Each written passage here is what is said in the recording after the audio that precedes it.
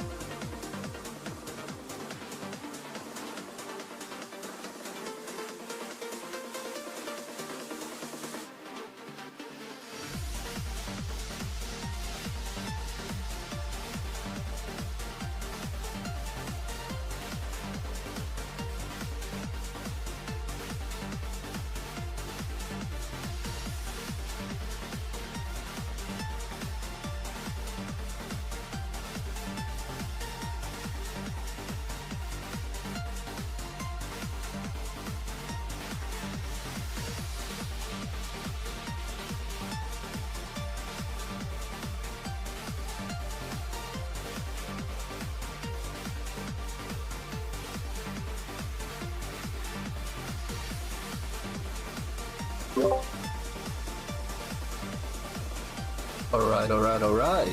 What is up, folks? What is up? Welcome to episode number 2 of the Salmon Hunters. We got another guest today. I'll introduce him in a bit. First of all, let me introduce you guys to my bear in arms. I don't know if that's even a thing to say, but yeah, Yokozuna. Doskoi! The Doskoi man himself. Welcome. Glad you could join us again, or me, I guess. Yes, sir. And of course, we have our special guest, SpiraNick. Hello, hi guys. What is up? Thank you very much for inviting me on your podcast. I'm touched, guys. Of course. I'm glad to have you. Of course, we've known each other for quite a while. Since I want to say season 3 of Tekken 7. I'd probably say, but say around like that, right? But yeah, and I think I was introduced to Nick in one of his streams, where he was playing Xiao Yu. I'll forgive him for that, but he would... A lot of people don't. But he was also playing some Tekken 2 bangers in the background. So yeah, that basically already made me a returnee to the stream. So shout out to Nick for that. But yeah, let's get into it, I guess. Tell us a bit about yourself, Nick. Just in general. Okay. So if don't know, I have been playing Tekken for probably since about towards the end of Tekken 2's lifespan. So I think it was kind of just when Tekken 3 was releasing. So around 1998, and honestly, it was just like love at first play, and I've just been completely obsessed ever since. And it's one of those where, because there was nothing to actually teach you the game, you thought you knew the game well back as a kid, and then you play online for the first time and you get absolutely demolished and you realise you know nothing whatsoever about the game. Yeah, that sounds very familiar. Very relatable. Yeah, because it was like back in the day, like when I was a kid and I'd play all my friends at it, I'd absolutely demolish everyone because I was the only one playing it constantly, whereas my other friends were playing other games and that, or sometimes they'd play a bit of Tekken, but not to the extent that I played. So I thought I was like this god as a kid that could beat everyone, and that it was definitely a very humbling moment. The first time I went online, I remember I went up against a Raven on Amnesia on the Moonlit Wilderness alternative. I remember it well because And this was in Tag 2? What was that, sorry? This was in 5 Dark Resurrection. Because it was the first time I really played anyone outside of like my home, my like friendship group, my home life. Like it's and first time I played anyone like sort of outside of my little bubble, shall we say. So that my whole world came crashing down at that moment. Like, wow, oh dear. You're like, what are they doing? I only know 10 hits. Well, yeah, it wasn't so much what they were doing, it was so much that they were blocking everything that I was throwing at them. I wasn't used to that. People just got hit by everything I did. Alright, yeah, they were block spamming. Yeah. Yeah, Block exactly, family. exactly. I mean, had report been around back in the day, I would have reported them Oh right my away. goodness. You know, that's actually funny that you mentioned that, because I feel like there are people in Tekken 8, new people, that are like, are they cheating? They must be cheating. Yeah. It's you don't realize how much like work and effort you have to put into Mm, to get good at this game. It's like when people say like, "Oh, the game's easy," and do you know what? With regards to Tekken 8, I probably said it myself, but like, it really isn't. Like, even Tekken 8. I would say that Tekken 8 is harder than Tekken 7 to be like consistently good at. I think Tekken 8 mhm. is way True. harder than Tekken 7. I think I'd definitely agree to that. All right. Before we get into Tekken 8, I want to ask you, when did you actually come up with the name SpiraNick? What's the lore behind it? There was a the first name I like username I gave myself was just Nick on Tekken Zaibatsu. Right. And the funny thing was there was someone that wanted to pay me for that name. What? Wow. Are you serious? It was just Nick by itself, and I got messages from someone asking me to if they could pay me to take the name. Wow. Did you do it? No, I don't think I did. I probably just thought it was a scam or something. Because I Fair used enough. to. I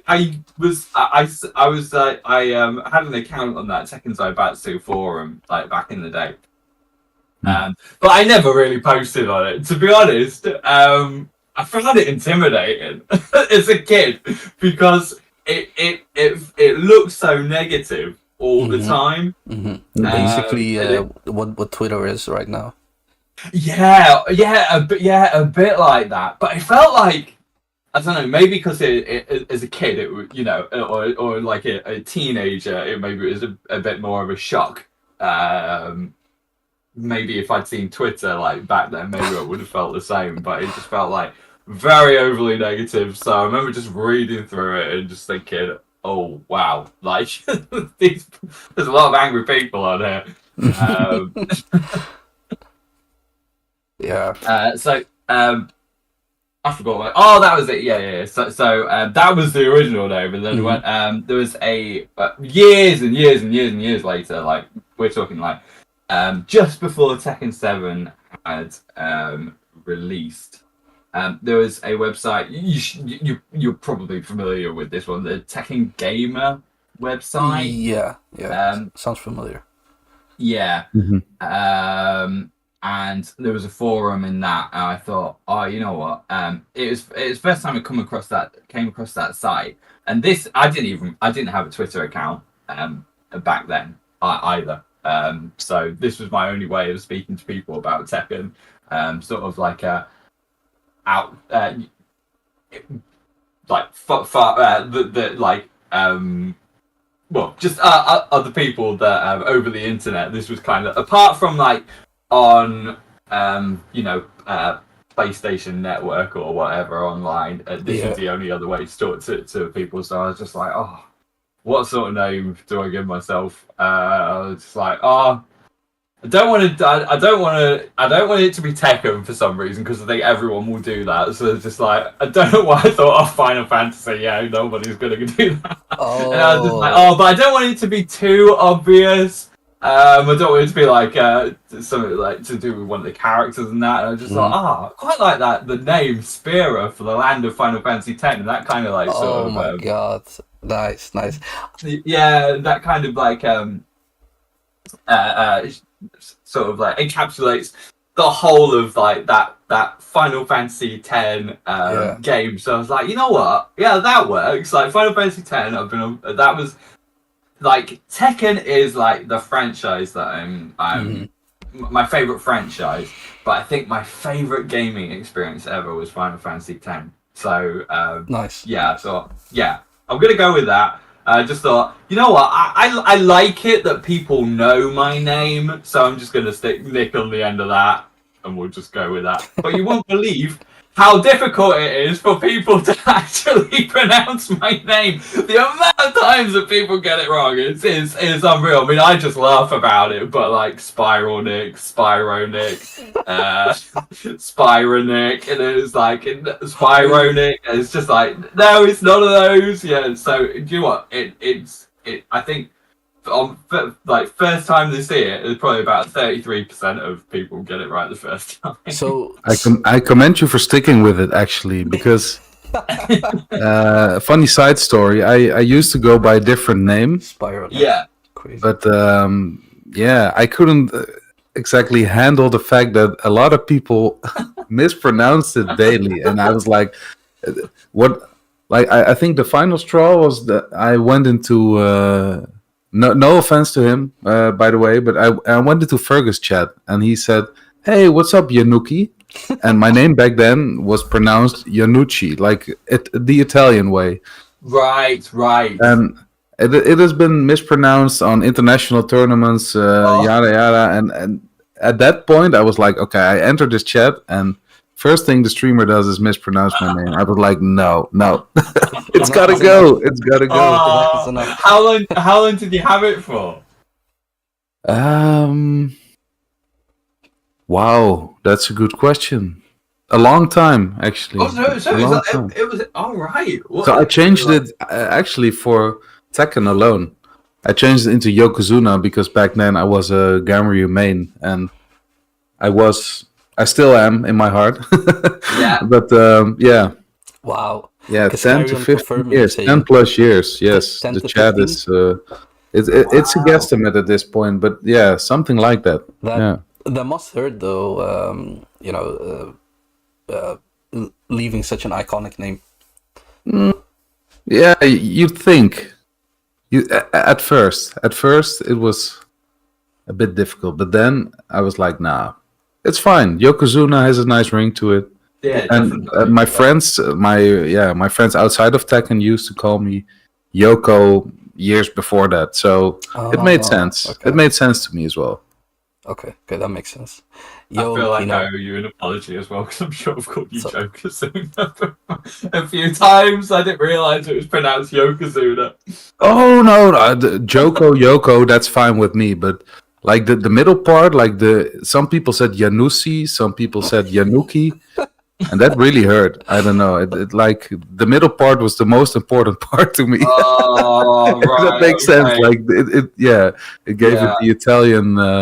It is based on a different name. Yeah.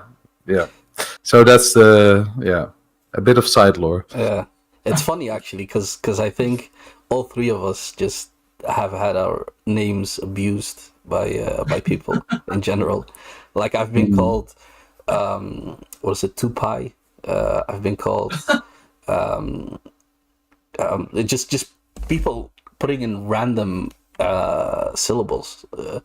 Sometimes there's like letters in there that aren't in there. Like, where did you get that? Like, yeah, like I know reading is difficult sometimes, but come on.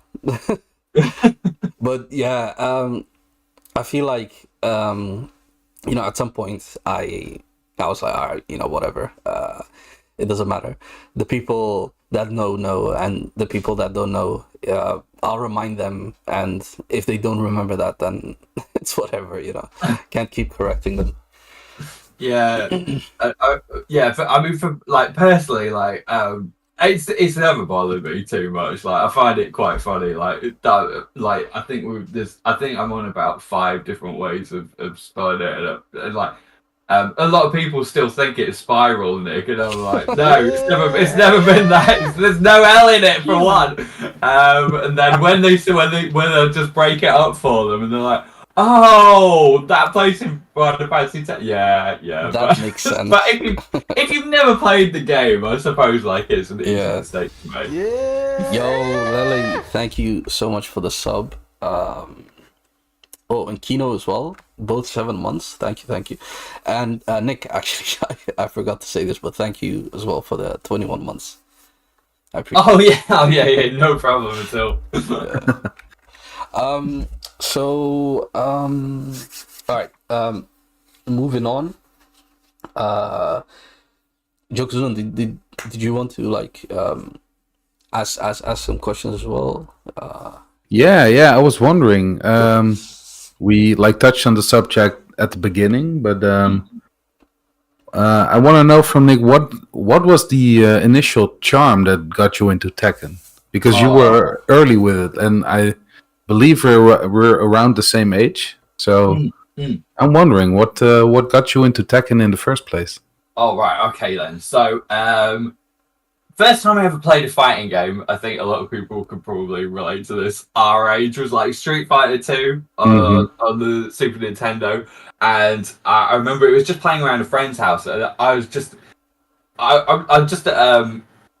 know, that it just felt so exciting, like just beating the crap out of your opponent. And just the moves, like I just loved the amount of moves, and honestly, it just gave me that adrenaline rush.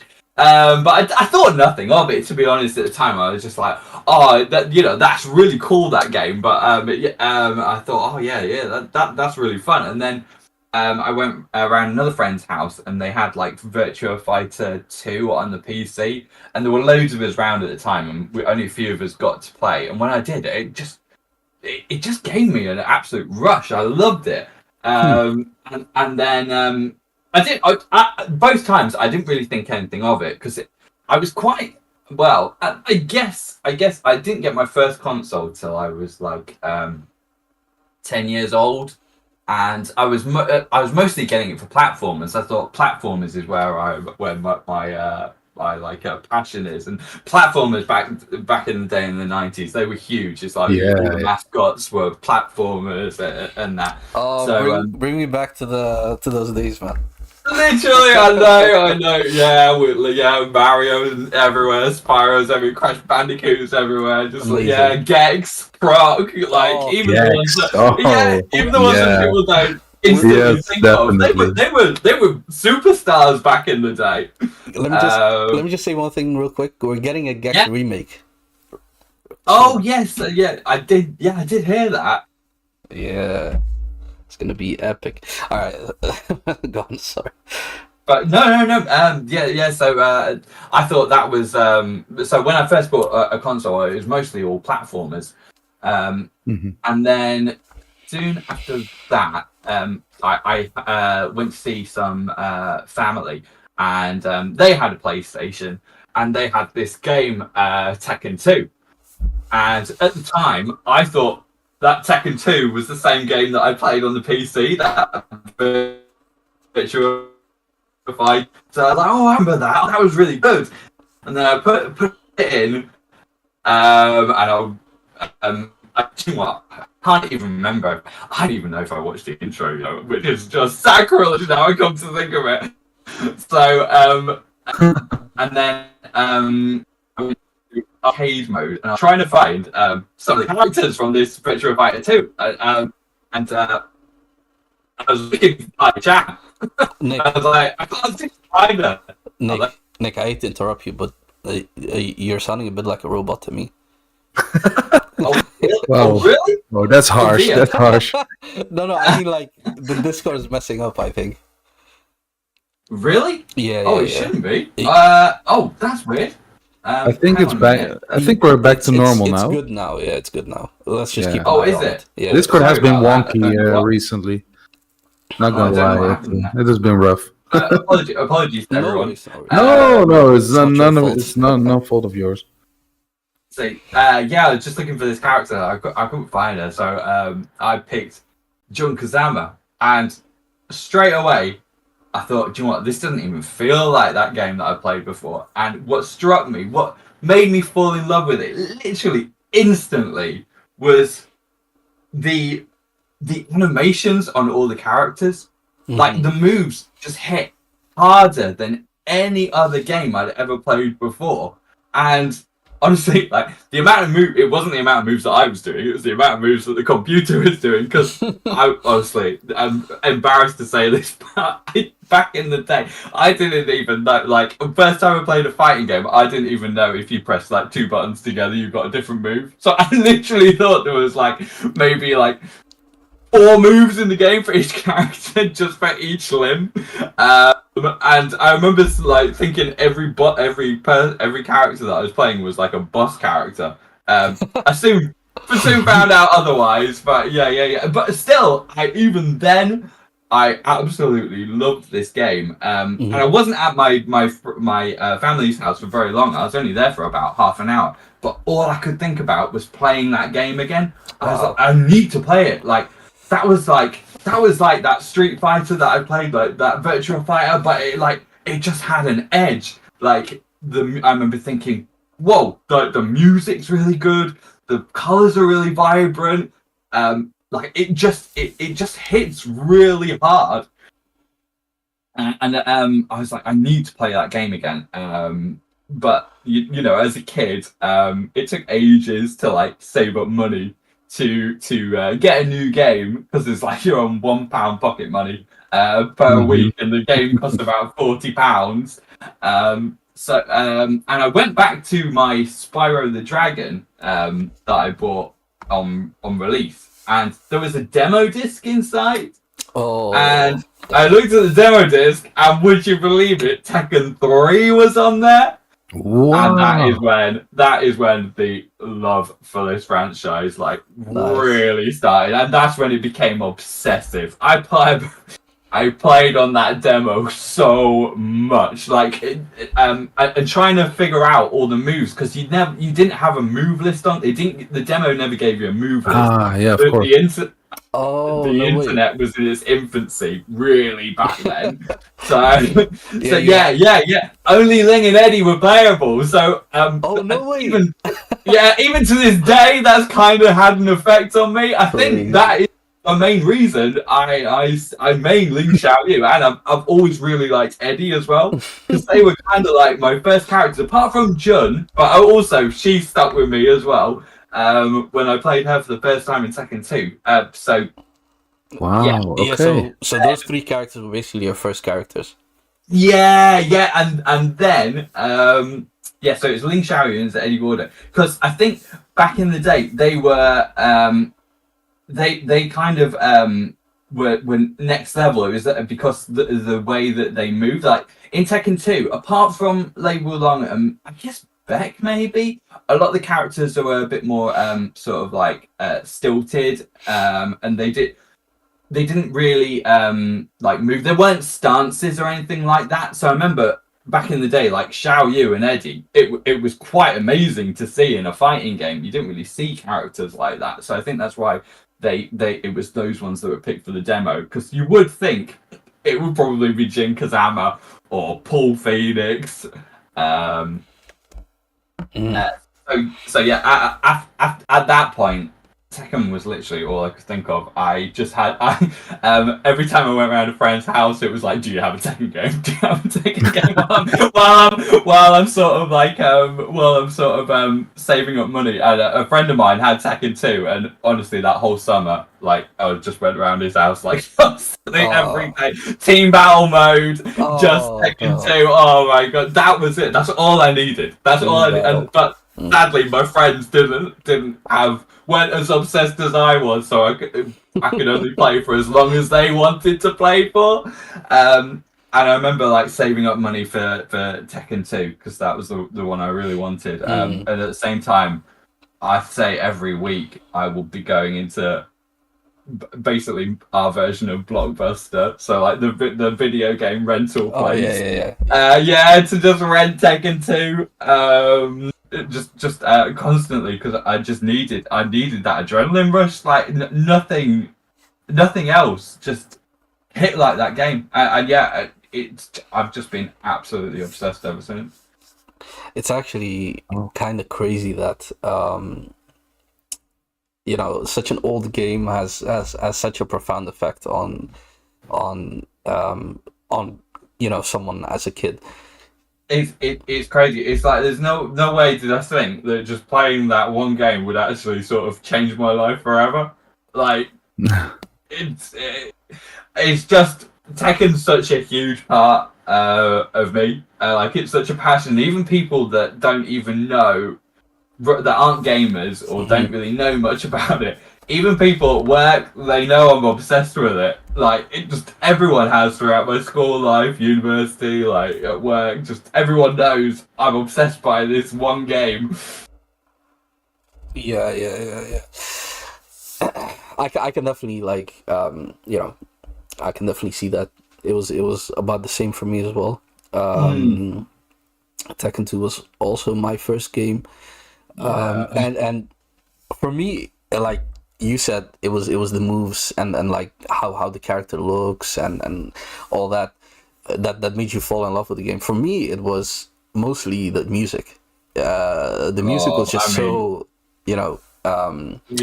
music's on another level in Tekken 2. Yeah, it's difficult to describe because it's simple but very effective, and it felt like every character's OST actually fits them really well. It's like in Tekken 2. It's like every single like you say OST for every character. It feels like it tells you a story about that character. Like they work so perfectly well for every character, and I just wish. I know that the character rosters are so huge, it's never gonna happen again. But I wish we still had like those character-specific tracks. Yeah. I know we have them, you know, in bits and pieces in some Tekken games, like even in 7, like Duomo to Sirio. I always say that's just Claudio's stage. Yeah, or the Negan stage, right? Yeah. So you have it here and there, but if they did that for every character like they used to, they need to bring back just in general the wonder of like, which character am I gonna unlock? Because I'll be honest, that really hits like differently. If you've been through that, you can tell like how different it is. Nowadays it's pay up for the next character. I was literally thinking about this today when I was thinking about the podcast, and I was thinking, oh my god, like it's just never gonna happen again. We would never just everything gets spoiled these days. Like you never actually have any surprises when it comes to the game. Like, could you imagine if we were just like in story mode or whatever, and there was a character that just out of the blue, like no one knew was even going to be in the game, just unlocks after you play like story mode. Like that would actually blow my mind these days. I remember it was so exciting, like back in the day, like in Tekken 2 and Tekken 3. Actually, all the way to Tekken 5, Tekken 5 or 6 even, I think, right? 6. No, you had the whole roster unlocked right from the start in 6. Yeah, you did. There was no other characters to unlock. It was just costume. It was just costumes, and you just got money and stuff. I see. For customization. Yeah. So 5. Yeah, 5 literally was the last one. But I remember just that. And I think we spoke about this last week. To be like arcade mode in Tekken 2 was hard as nails. It was no cakewalk whatsoever. Like it was actually unfair. Like the AI reads your inputs, so it knows exactly what you're going to do and blocks. Like it will break every single one of your throws. And back then, the damage in the game was like insane. Like I remember if we did like the down back 4, the leg cutters with Jun, like if you hit 3 of those, that's half a bar gone. So, wow. The damage the damage input was absolutely massive in Tekken 2. Yeah, that's definitely with the older games. It's actually funny. I've seen a video once on YouTube that showed like Paul's Death Fist in different like Tekken games. So you had like in Tekken 1, it just did a full bar. and then in Tekken 2, it did like I want to say 75%. 75%. Yeah.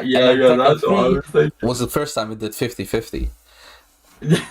So yeah, it's always funny going See, back to those old these days, people be crying out, "They nerfed Paul, they gutted him, he's unplayable." Paul still has ridiculous damage. Oh yeah, absolutely. It's kind of his trademark. A lot of things unthinkable nowadays. If you think about it back then, because for me personally, I played Tekken 3 at someone's house, and I was also immediately obsessed with Tekken as a concept. And Tekken 3, I didn't see Tekken 1 nor 2 before that. Yeah. So at some point I was like, okay, I need to play this. Not at a friend's house, but I need to have permanent access to this. Yeah. And I remember I had a PlayStation, and I learned that it could only be played on PlayStation back then. So that was good. But I lived in a small town, and I didn't know where to buy games. But I went to a store which I knew had games, and it said Tekken on the box. So I bought it. I was like, okay, this is the only Tekken they have, so I buy this Tekken. Yeah. And it was Tekken 1. Oh no. And at some point, I loved it. I mean, it was way different from Tekken 3, but I was like, yo, I can see, I can see where it came from, and I just went with it. I played a lot, and at some point, I got access to less legal activities to obtain new games. So yeah, at that point I had all Tekkens. Nice. And nice. yeah, that was like a couple of years later, but then I was, it was over for me. I was gonna play that game a lot. Oh yeah. I remember as a kid, because I got Tekken 2 first and then Tekken 3. I remember as a kid, like you said, it was damn near impossible to find Tekken 1. It was so... I couldn't find it. For me, it was the only game I could buy back then. Or at least I had the opportunity to buy a game from a store. And I didn't come by a store very often back in the days. And I saved up enough money. But the only game they had was Tekken 1. So I had to buy it. That's rough. Yeah, you can't leave the store without the game, right? I was like, I know it's not the same game, but it's Tekken, so it's got to be. I had faith. I had enough faith in the Tekken franchise back then that it would be good. Seeing where they went, I was like, okay, the foundation must be good as well. Yeah. I mean, I would have done the same if I was in your shoes. I just need anything that's got Tekken on. Absolutely, absolutely. I couldn't wait. I couldn't keep the money in my pocket and wait for Tekken 3 to come around. I was like, okay, I need to have it now. This goes home with me. And it was less like it was. I think Tekken. Yeah, we had a different currency in the Netherlands back then, but I would say it was. Yeah, I can't put it in numbers. I can't translate it, but I think it was like half the price a new game would cost because it was Tekken 1 and not 3, and 3 was the most recent one. So, so it was. As a kid, I remember, this is a good bargain. I have a cool game and I still have money. Absolutely, yeah, definitely. Nice. So one thing, Nick, that you're very, very well known for, maybe definitely people that come into your chat know you for this. The fact that you know Tekken moves by name. Right? Am I right? Or Yeah, you're probably right about that, to be honest. Nah, not probably, 100%. So what I want to know is, when did this even start? Like, you wanting to know about the move names. Like I said, all throughout, the one big thing for me with Tekken that I absolutely love was the moves, how they were animated, and how sort of hard they hit, and not just how hard they hit, but the animation it has on your on the opponent as well. They're quite over the top sometimes, aren't they? Mm-hmm. I just always love that. And one of like things that I always used to find most exciting about a new Tekken game was going into practice mode with every single character and just going through the move list and seeing all the new changes and all the new moves, Wow. and Okay. that was like one of the most exciting things for me. And it's just like when I would go on to the next move, I'd just say it out loud, and I just liked it that these move names, like, they worked so well. Like you know, they weren't just thrown out there. A lot of them, they really described the move itself, and I just thought, oh, that's cool. And to be honest, back then I thought that was the way that everyone just you know, spoke about the moves, because I didn't even know about the whole, you know, 1, 2, 3, 4 inputs back then. Yeah. I mean, if anything, I would just even to this day, I still struggle a bit with the 1, 2, 3, 4. I'll say, oh, that's forward X or back circle circle, because that's how I explained it back in the day. Because, you know, Tekken has always been like, I've always thought of it as like a PlayStation exclusive. So Tekken and PlayStation have always gone together in my head. Like, to be honest, I've always been a massive Sony fanboy just because of Tekken. Like, I've just bought the next PlayStation console just because of the new Tekken game. So yeah, it's just going through those like move lists like hundreds of times.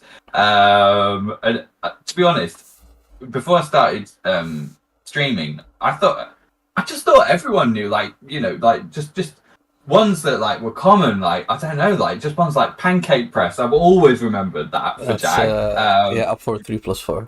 yeah, exactly. See, and yeah, like monkey kick for Xiaoyu, and just and I was just, when I was streaming and I was saying them, like, everyone kept on mentioning it in the chat, like, how do you know all these? I'm like, well, just everyone knows it, like mistrust or slippery kicks. Like, I mean, yeah, I thought everyone knew like a lot of them, and people were impressed by it. So I was like, oh, okay. Well, you know what?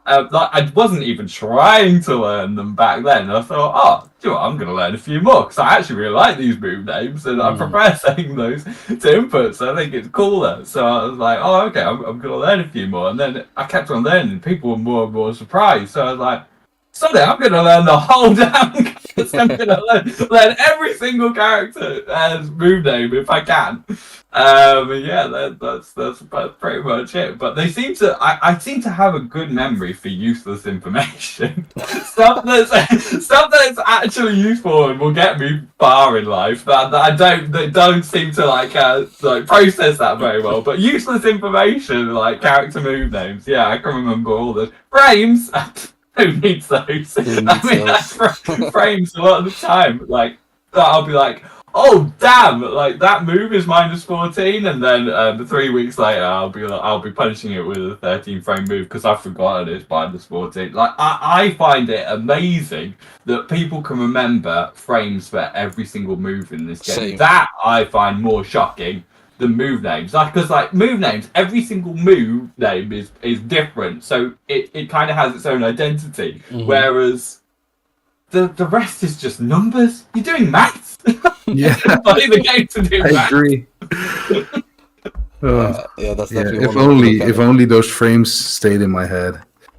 If only. Yeah, I can relate to that. Like, I like that. I'm really envious of. Like, I try to remember, but there's just so many different moves, and just, you know, the difference between punching with a 13 frame move and a 14 frame move can be, you know, gargantuous in this game. So. Oh yeah, absolutely. Yeah. Mm-hmm. Okay. Kareem actually mentioned in the chat, he says, I remember Nick calling out moves with their move list name instead of the command. Always found that cool in his commentary. Thanks. That is true. I remember, like, when he used to commentate in Tekken 7, which I do miss. It's unfortunate that you don't commentate now, but when you did, it like that definitely made you unique to, like, compared to other commentators. Oh, okay. Yeah. Well, yeah. I guess. I guess. Yeah. Sorry for remembering frames. Nah, you're good. You're good. But yeah, I don't know. I kind of never like the because I'd been brought up on move names. I didn't really know about the whole input thing. It never sat right with me, the inputs. It just sounded a bit dull. So I always thought move names and like when you like watch a like a sport like say gymnastics or something, they've always got these random move names for the moves they do, or skateboarding. Like, so I was like, oh, you know what? No, I'm gonna. I want to just. Learn all the move names because yeah, I just thought everyone did when I was streaming. I just thought everyone knew these, and like I thought literally everyone that played Tekken knew Mistrust or it's funny because a lot of the move names that people do know, they're not actually the real move names. Like Can-Cans. No, there isn't a move name. There isn't a move called Can-Cans. Bow and arrow kick is it's like spinning sweep combo. I mean, I will admit, bow and arrow kick sounds better than spinning sweep combo, but Death Fist, it's Phoenix Smasher, so it's like a lot of the ones that people do know. Hell Sweep isn't Hell Sweep, it's Spinning Demon. I wonder where that came from. Then that's actually funny, because it almost feels like it's ingrained into the Tekken community to yeah, like just say everyone knows. Everyone knows. Like I think even like just casuals who just start having a mild interest in Tekken. They all know what a Hell Sweep is, or a Snake Edge. Only Brian has the move Snake Edge. That came from Brian, because I think in Tekken 3. Brian was the first character to have one of those big hitting sweeps. Mm-hmm. I don't think there was one in Tekken before that where there's a big hitting sweep that you could combo off of. Don't know. No idea. Back in Tekken 2, I don't think there was. You had the Hell Sweeps, but there was no Snake Edge. He actually is one you could combo from, I think, right? Yeah, the Hell Sweep. You might have been able to combo from, but I mean, just big hitting like seeable lows. Brian's was like the original, so it's kind of cool that one stuck. But yeah, Brian's move name for that one is Snake Edge, but it's the only one that is Snake Edge. I mean that one makes more sense because he's the originator, and everyone else gets the same name. Yeah, definitely. It doesn't help though that sometimes they do change the names of move names. I don't like that. Yeah, because Forward 2, Jin and Jun. Jin used to be able to do Jun. That was called Tooth Fairy back in the day. Right. And now it's Demon Slayer. But Demon Slayer was the name for Heihachi and Kazuya's 1-2-2. 1-2-2. Oh. But now that's back fist combo in Tekken 8. Really? Wow. Weird. But that's I did notice something that they're doing in Tekken 8, because there are a few characters that do share the same move names. Mm-hmm. They've even stopped that. So I did like that little effort that they went to like differentiate characters' move names. Like it's a nice touch that they didn't need to bother doing. So yeah, I'm kind of because. Like you say, I am kind of known for it. I'm kind of obsessive over move names now. So I guess they're doing it for people like you then. Yeah. The very few of us that there are. The select few. Nice. Let's see.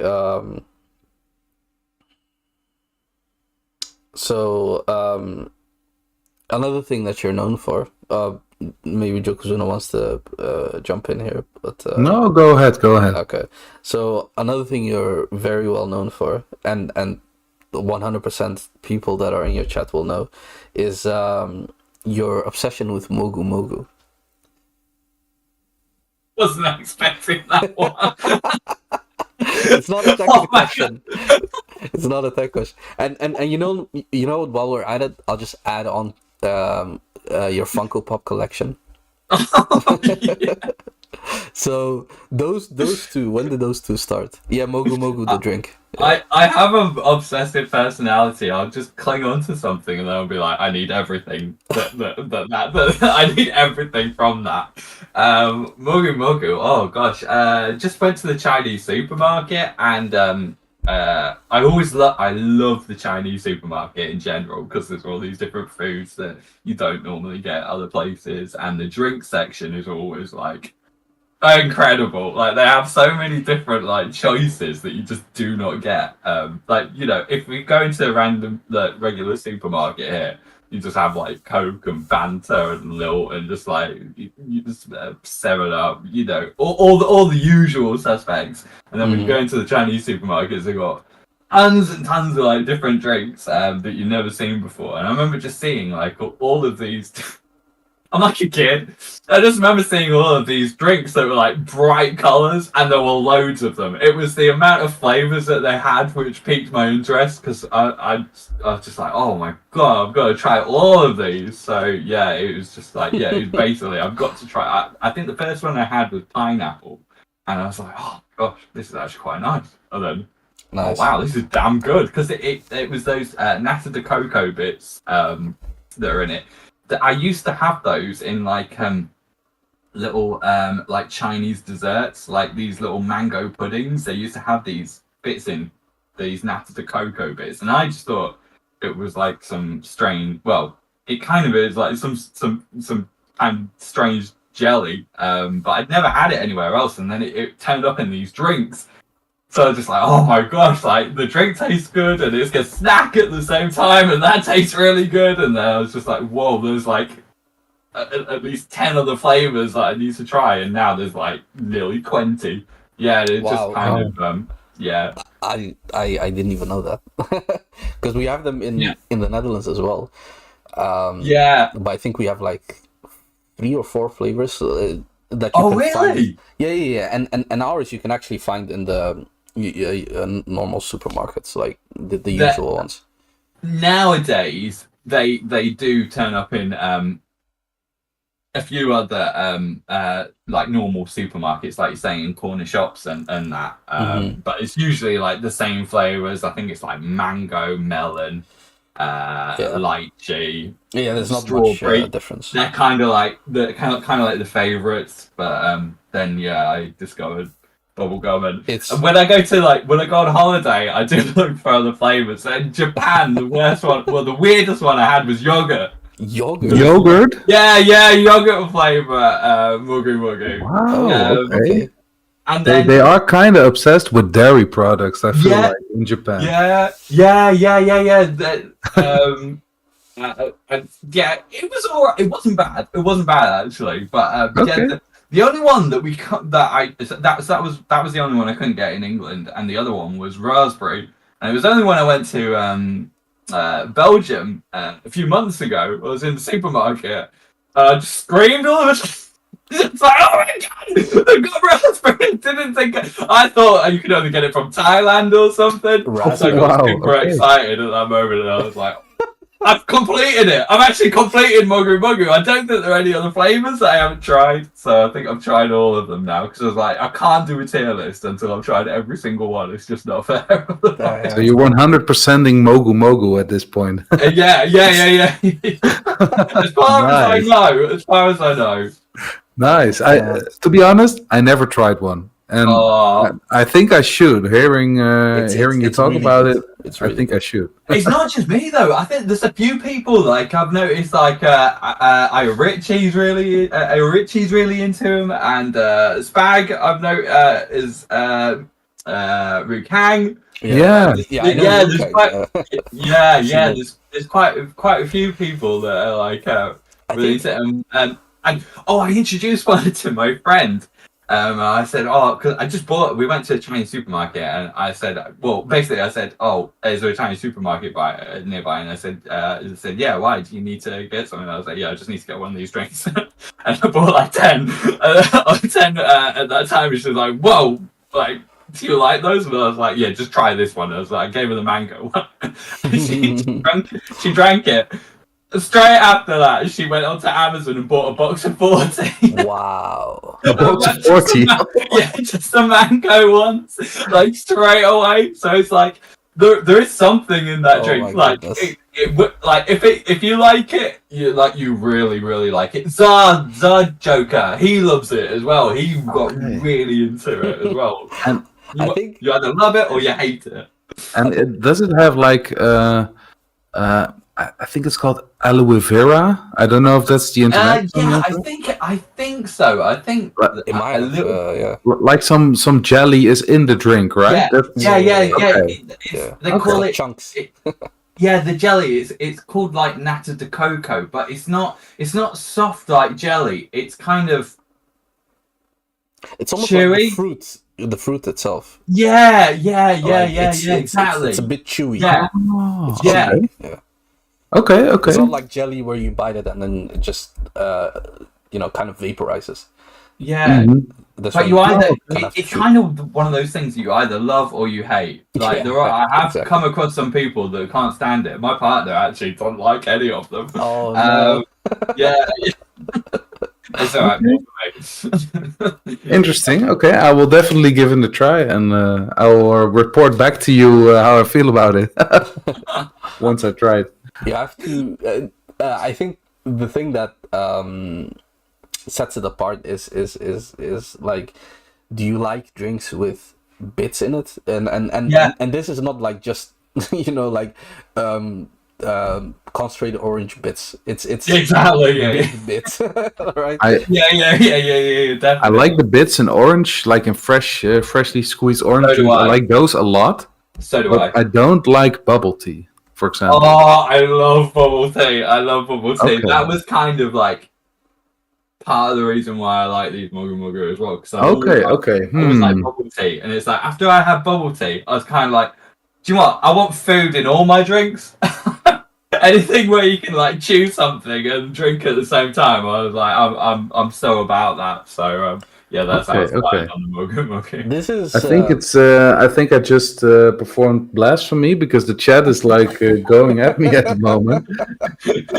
But yeah, the reason I didn't like bubble tea was because I was drinking it and all of a sudden there was something stuck in my straw and I was like, okay, what this is going on? yeah, but like very early on, and I was just liking like getting into the taste of the drink itself, and then it's not like I choked on it, but I was like it got to the other end of the straw, and I was like, yo, what the fuck is this? And I saw it going in the drink, but like the sensation was not for me instantly. Like I didn't really like it. Maybe I should give that another try as well.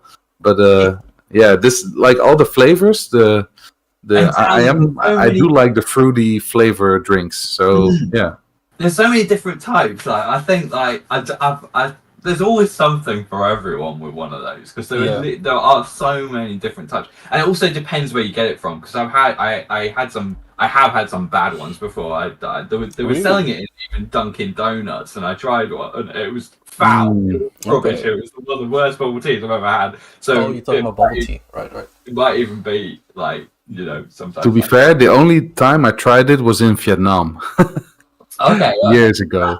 So I've never tried it in Europe or like in the Western world before. Yeah. Only then, because I knew it was becoming a trend in the Netherlands. It was in 2018.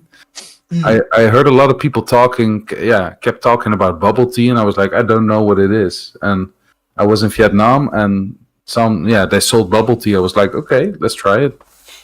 But maybe, it was just. Maybe I should try another one. From known quality. It was one of those things that kind of slowly grew on me, I must admit, with bubble tea. Because the first time I had it was when I was like 18, I think. We were just in a Chinese restaurant, and two of my friends who came from Hong Kong, they got really excited all of a sudden because one Chinese restaurant did this drink. It was just they just had the milk one with the tapioca balls in, and I remember thinking, oh, it's all right. It's a bit weird, but I kept on drinking it, and it's just slowly grown on me. But now I love the stuff. Nice. Let's see. Oh yeah, and what about the Funko Pop? You didn't answer that one. I was in. This was like, to be honest, I think this was before they even became a thing in like the UK. So I didn't even know they were gonna. I didn't even know they were gonna be as sort of like popular and as widespread as they have become. Mhm. I didn't think they'd be kind of like that kind of like that quintessential like collector's item that like nearly all like content creators like have one or two. It was basically I was in LA at the time, and we just went into we were in Universal City Walk, and they had a gift shop there. And my partner noticed there was this figure of Maleficent. I've always been obsessed with like Disney villains, even from when I was a kid. I absolutely love all the villains. And there's my favourite's Maleficent, and they had this Maleficent one. I was like, oh, you're so cute! I love that. Oh, I've got to get that. I said, where did you find that? And he showed me this like little display with these Disney Funko Pops, and I think there was probably about 40 maybe at that point, and now they're on like 2,000, 3,000, just the Disney ones. There were only like 40, and I remember just seeing them, all of them, and I was just like, oh my god, they got Jafar and they got the Cheshire Cat, and I bought 8 of them there and then it just carried on and spiraled and spiraled and spiraled, and now it's kind of, I don't know where to put the bloody things. I've kind of given up with the Disney stuff, because since then they brought out all the video game ones and anime ones, and it's kind of become a thing. If it's marketable, then there's a Funko Pop of it. Yeah, literally for everything, like things like you really wouldn't expect, really like weird abstract things that you think, who the hell would buy that? Yeah. There's probably I only got 2 of them, and one of them is Lucio and the other one is Heihachi. Ah, nice. Is it the young Heihachi or the old Heihachi? No, it's the old one, the grey one. Yeah. Well, I say that I should take a better look. No, it is the grey one. Yes, the grey one. They did such a great job with the Tekken ones. I wish there were more Tekken Funko Pops. Oh man, the Devil Jin one is sick. I love the Devil Jin one. I'd actually buy a Jack one straight away. Oh, exactly. Oh, if they do all of them, that would be amazing. Yeah, they really should have done. I thought they were gonna release some when Tekken 8 came out, because they just released I think they released 7, 6. They released 5 that were easy to get, and then they did ones that was ever so slightly different, like it's a different costume, or like young Heihachi, old Heihachi, or like king with a cape, king without a cape, that were a bit more difficult to get hold of. And then the Double Jin one came out a bit later, which was a bit rarer. And then there was an Armor King that you could only get in America or something in a collector's edition. Oh, really? Yeah, I've got the Armor King one. No. Holy shit! Yeah, I got that when I went to America. Yeah, nice. But, there's the only ones you can get are Jin, Kazuya, Heihachi, Double Jin, King, Nina, and Armor King. Yeah. Wow. And that's for Tekken 7. Yeah, I wish they had other Tekken ones, because like anime and that, the sky's the limit. I'm surprised there's no Final Fantasy ones. Wait, what?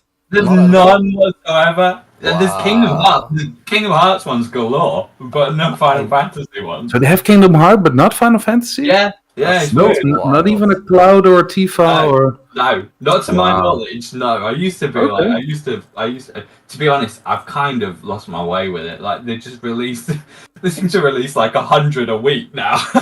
Really? Wow. I can't keep up. It feels like that. Like it's just madness, and it's kind of like they'll release like different one, like they'll release like an anime one, and then it'll be like an anime one, do it in a different pose, like same character but a different pose, and it just gets a bit ridiculous after a while.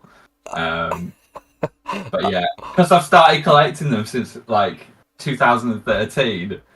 Oh, that's quite a while. Yeah, it's Oh yeah. kind of been a thing. So yeah, I'm running out of room. Not gonna lie. And from what I've noticed, obviously when you stream, you have them like as sort of a background, right? Yeah, Like, it kind of works quite nicely, like to have something as a background. Yeah, No, it it's a definitely bit looks nice. sometimes. Yeah, But they're all still in the pack, right? Well, I'll confession time. Like when I first bought them, I took them all out of the box, and they were all on my desk. But Right. that was when I didn't have a. To be honest, that's when I didn't use the desk. There was no computer. I didn't work on it or anything. It was just a desk in the spare room. So I just put them all on there. But then I got so many. It took there wasn't actually room on the desk. I couldn't put any more on the desk. And then I was just watching a YouTube video, and this like Funko Pop enthusiast had shelves the same as mine, and I thought, oh god, that looks way better. Like that actually looks quite smart. It looks quite cool. So like, I'm gonna find out where he bought those shelves, and they're just IKEA shelves. They're like cost like £45 or something. They're dirt cheap, to be honest, for what they are. So that's way better. So yeah, that's Okay. A lot of them used to be out of the box, but now I keep them all in the box. Now you're keeping them nice and tidy. Yeah. It reminds me of this one scene in Toy Story at night when they enter the toy shop, the toy store.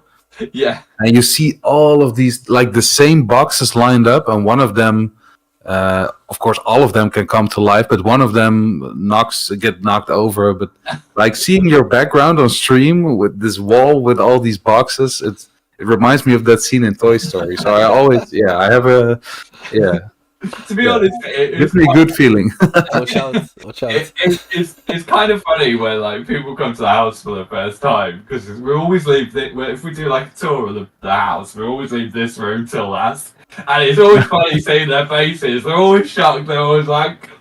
Why have you got a shop upstairs? Like, because it's just there's stuff everywhere. To be honest, because I've been collecting like video game memorabilia for like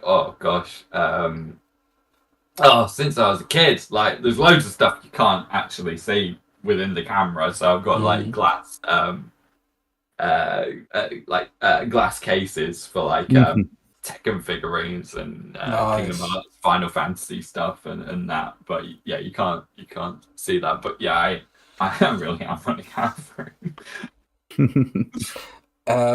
Kareem asks which are the rarest ones you have / favorites. Gosh, to be honest, actually, you know what? A lot of those ones that I first bought in LA for the first time were a lot of the rarest ones. I don't know how well you know Disney, but like there's a big bat thing in the end of Fantasia called the Chernobog. That's really rare. They brought out another one, but the one that I've got is super rare, as is like the first Ursula.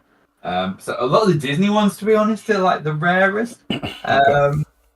With the anime ones, I'd probably say like Jiraiya on Toad. Is quite sick. I bought that one from Australia. No, I haven't been to Australia, but I just ordered.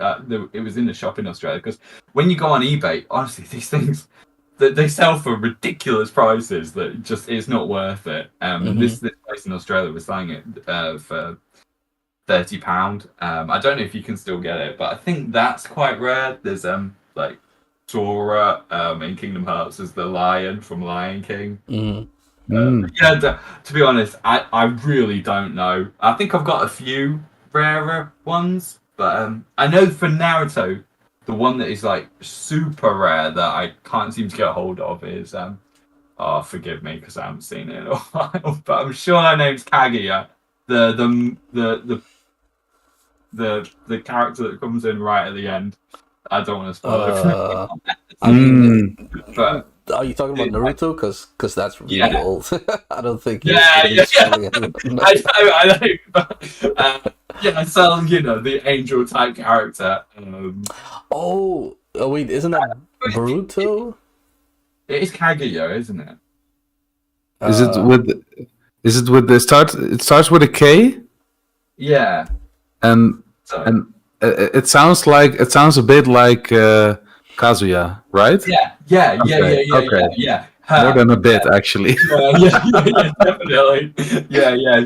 I think she's the rarest one. And the last time I looked on Okay. eBay, they were selling her for like 200 and something pounds. Wow. I'm not spending that much on a silly plastic bottle. Wow. Okay, so Naruto Funko Pop, there's definitely some business in that if you Yeah, want to. yeah. Nice, Wow. nice. And which one? Yeah, I don't know. Do you have like one favorite or a few favorites? Probably Jiraiya on Toad because I always loved Jiraiya in Naruto, and he looks really cool standing on Toad. But otherwise, like the Dragon Maleficent one, probably. Okay. Yeah, I think those are probably my favorites. That's the Disney one, right? Maleficent. Yeah. Yeah, the name sounds very familiar. All right, all right.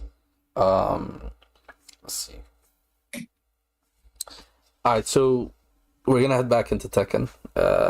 It was a fun segue, but Yeah, I wasn't expecting that. I thought it was going to be all second. obviously we talked about this. I think about a week ago. We talked about the Tekken story in a lengthy conversation. Oh yeah. Do you know what? When like after we had that conversation, too, you know that short conversation that we were meant to have, I was like, Yeah. just use that as the podcast. We were talking for like 4 to 5 hours. Like, It started with I just want to tell you what we're gonna talk about on the podcast, and then it just went into Tekken lore. Literally 5 hours everything. later. Oh, I should probably go now. It was crazy, but that is exactly what I wanted to ask you. What's your what's your take on the Tekken story in general, and In general. Okay. and also in Tekken 8. Okay.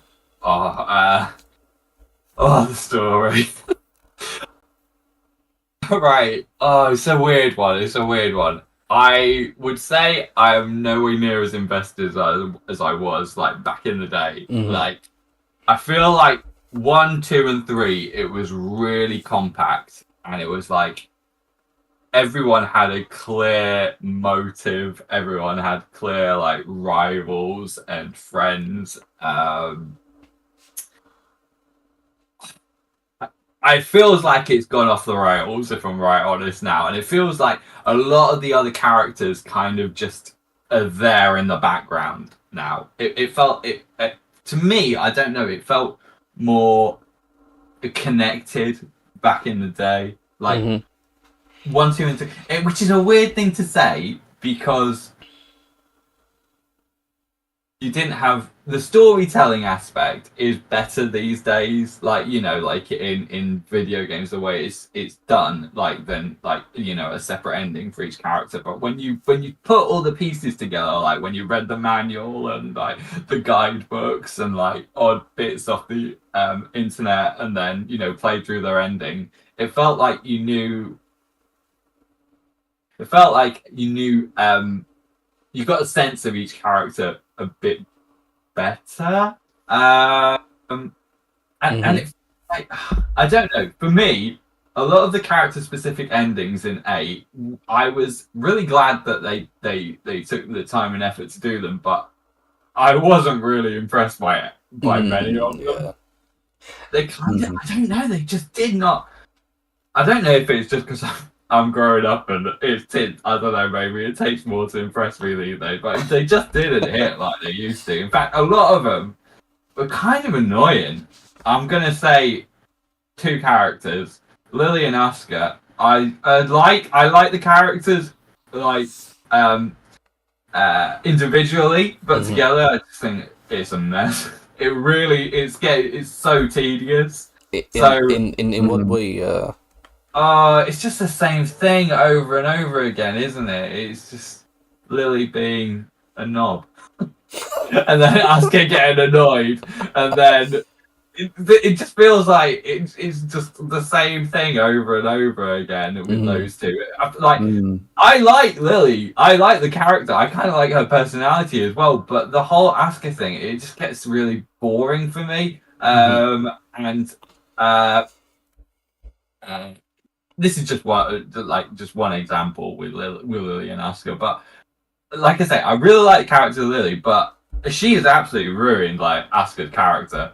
Like, I think Asuka has so much potential. Like, you wouldn't even like people like playing Tekken for the first time. They wouldn't even know that she's like related to the Mishimas because she's just got nothing to do with them. Yeah, that's what how I felt when I played the main storyline in Tekken 8. I was like, wow, is there like zero connection to Kazama, like the Kazama lineage, or like to Jin? Yeah, because their friendship relationship, it takes up all the space in the story. For their character, but for the part of their character at least. Yeah, and it's also superficial. Like it's just. It goes nowhere and it doesn't progress any sort of story, and like I wouldn't mind it if there was a bit more substance to it, but it's just the same shtick constantly with those two. I'm starting to get a bit, I don't know, bored of it. But like a character like Asuka, I think she has so much potential. Like she doesn't even interact with Jun in Tekken 8. She doesn't? No, not a thing. Jun has more interactions with Kuma than Asuka. She doesn't even have a special intro with us or special. So, but going back to like the story as a whole, it just feels like it's gone off the road. I said this to you last week too, Pete. I think. They just back in the day, they had more balls when it came to the story. They would take risks. I don't care what anyone says. Jun was meant to be dead. They retconned. Right, yeah. I swear, I will. Jun, as much as I love it, I'm absolutely thrilled that she came back. That she's been retconned. But I swear, like I remember reading like official guidebooks back in the day, and it said she was dead. And in the arcade intro, I mentioned this last week. It shows Jin holding Jun's head. Sorry, not Jin. Jin in Jin's mind, seeing Jun Ogre holding Jun's head. Because I remember thinking that was horrifying back in the day when I I had the same reaction because I literally came from Tekken 2 into Tekken 3, and I was like, so this motherfucker killed so many people. It was insane. I remember, like, I swear, like the way they made it out with Ogre, he killed Jun and Beck. Because he killed him? Right. Jun and?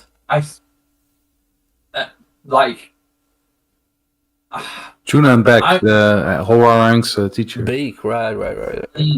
Yeah. Because Ogre, whoever Ogre fought or consumed or whatever, he took some of their fighting style, because that was the reason why a lot of characters exactly Tekken 3. So like Wang. It took he fought Wang, he fought I think Bruce, because he has Lee as well. He's got some Lee moves as well. Weirdly enough. Yeah, he does actually. Yeah, because a lot of those sub bosses in Tekken 2, Ogre took a lot of them out. Yeah, so that's what I thought. I was like, so all these characters, because when you see the intro or like some cinematic, it's not really the intro, but you see what you said, Ogre holding what we think or what Jin thinks to be Jun's head. Jun's head. So I thought, so this probably means Jun is dead, right? And then Yeah. I finally get to fight Ogre, and I see he has the Tooth Fairy, right? Yes, One of the yes, moves. and he had the dragon wheel kick, the back three, or Right, or yeah, what? yeah. Mm. It was back. Which one? Back three. I think back in the day. Right, See, so- even like I struggle with the inputs. So he has those moves. Plus, he has a ton of different moves from other characters. So I thought, okay, so I put two and two together. So I was like, okay, so if he exactly. has Jun moves and Jun is dead, that means all the other moves that he has are from characters that are also dead. Maybe I could have sworn, like I seem to be the only one that seems to remember that. I swear that Ogre killed Beck as well. I don't know, maybe if I read it in like an unofficial guide or something, but I always had it in my head that I think he killed two characters and then the rest of them went missing. Yeah, I think he was. How I remember. Sorry. It was said that he was that he killed Bake, and I think it might have been I don't know, something. Excuse me. It might have been in like a Horang flashback or something. Maybe it was in Tekken 5 or something. But it's weird because all these characters that Ogre has the moves of that are not in the game. You have a direct opposite character, like a new character in Tekken 3 that basically took their not necessarily their moves but their style. Yes. So you had definitely Brian for Bruce, you had Horang for Bake, Jin for Jun, and Julia. right, Julia for Michelle. Although he didn't have any Michelle moves, I think. No. I guess Michelle mixed up. Didn't he have the G clef? Yeah, he did have the G clef. Right, no. No, he didn't. No, he had. He had Waning Moon. He had Waning Moon. That I He had Waning Moon, yeah, and he had the Wang's Unblockable, the Dragon Power Punch. Oh yeah. Yes. That was such a sick unblockable. Yes, it was. Yeah. It's quite evasive as well, but it looks really cool. It's got it's kind of slow mo. The way he goes down. You know what? I funny. thought there's another character that he took moves off of, but they are in the game. Anna, he has her the big hell sweep. The full crouch hell sweep. Yeah. Right. And the other one. Oh yeah. Yeah. Power, the full crouch forward. Yeah. To right and stab. That move becomes so annoying when he's in his true ogre form because his snake arm has the other side of the screen. Yeah. I swear they kept that hitbox on Anna for Tekken 7. Which I wasn't complaining about. But come to think of it, Anna wasn't in the arcade version of Tekken 3. So maybe she originally she was maybe one of these characters missing. But basically what I was saying, like Tekken had so much balls back then because it wasn't afraid to, in inverted commas, kill characters off, and also take massive leaps in time as well. Oh yeah. You're never gonna get that again. No. Tekken 2 to Tekken 3, that was like insane. Like when I really think about that these days, I can't remember many other like franchises doing something like that where they actually age all the characters 20 odd years. A fighting game? Or just any video game franchise? Fighting game. But even right now, I'm struggling to think of like a video game that takes big time loops like that. I don't think so. Everyone nowadays, they get so attached to that character as they are in that game. They can't they're never going to age. Xiao Yu, where she's like a 40-year-old girl anymore because she wouldn't be Xiao Yu anymore. Yeah. So it's like that's never going to happen again. Like that was such a ballsy move back in the day. In Tekken 2 to Tekken 3, but that's what made it so exciting. And what also made it so exciting was all the stuff that had happened within that time frame that we didn't know about. Like it was just that. So that's why I think like Tekken 1 to 3, I find like it's I don't know, the story, like even like they took the story from around the Tekken 3 timeline for the Netflix anime as well, didn't they? They didn't go to they didn't use the more current story. So yeah, that side of things, I feel like it was just more compact, and it felt like there were consequences. So it's like it felt like it was going somewhere. There were consequences. You know, people could die, and it was more unpredictable. For me, that's how I feel. Even though, as a lot of people say, the Tekken 4 story, maybe that was done. It was the most serious. It was a very different tone to all other games was Tekken 4. And I still think the story was really good. Back then as well. Come to think of it, Kazuya was meant to be dead as well, wasn't he? They brought him back because he was actually dead, wasn't he? And then, he was thrown into the volcano in 2. Yeah. A literal but volcano. nowadays, it feels like there are no consequences. I've said this now. Fighting game with all fighting games, fighting game characters don't die. They just don't die because the storylines are so out there. Okay, so they can do anything to bring them back. And it makes for a hype moment that people are going to talk about when they do. So it's like they just aren't dead. Fighting game characters won't die now. So I'm crawling in between here. I unfortunately have to go because of work tomorrow. No problem. So I'm gonna leave you guys in the good hands of Nick and SpiraNick and Tupi-san. Oh, it's been a pleasure. Yeah, likewise. It was very nice talking to you, and it's always a pleasure to talk to Tupi-san as well. So take care, fellas. Have a good one on my behalf, and chat. I will see you later as well. Hey, thanks for joining, man. Have a great night, man. Thank you. Take care. And you good too. luck at work tomorrow, dude. Thanks. All right, take care. All right, peace out. All right, so I was just gonna mention real quick that before we get too much into it, good night, Yokozuna. Before we get too much into it, quick spoiler warning for Tekken 8 story if you haven't played it. Oh yeah, very true. Yeah. I don't know if people care, but I don't want to get like angry responses later on. So here's your final warning. Now, what you were talking about the characters not dying. This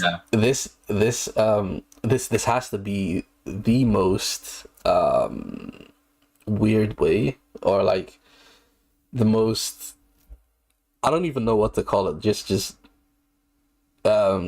nonsensical way to bring back Heihachi. Exactly.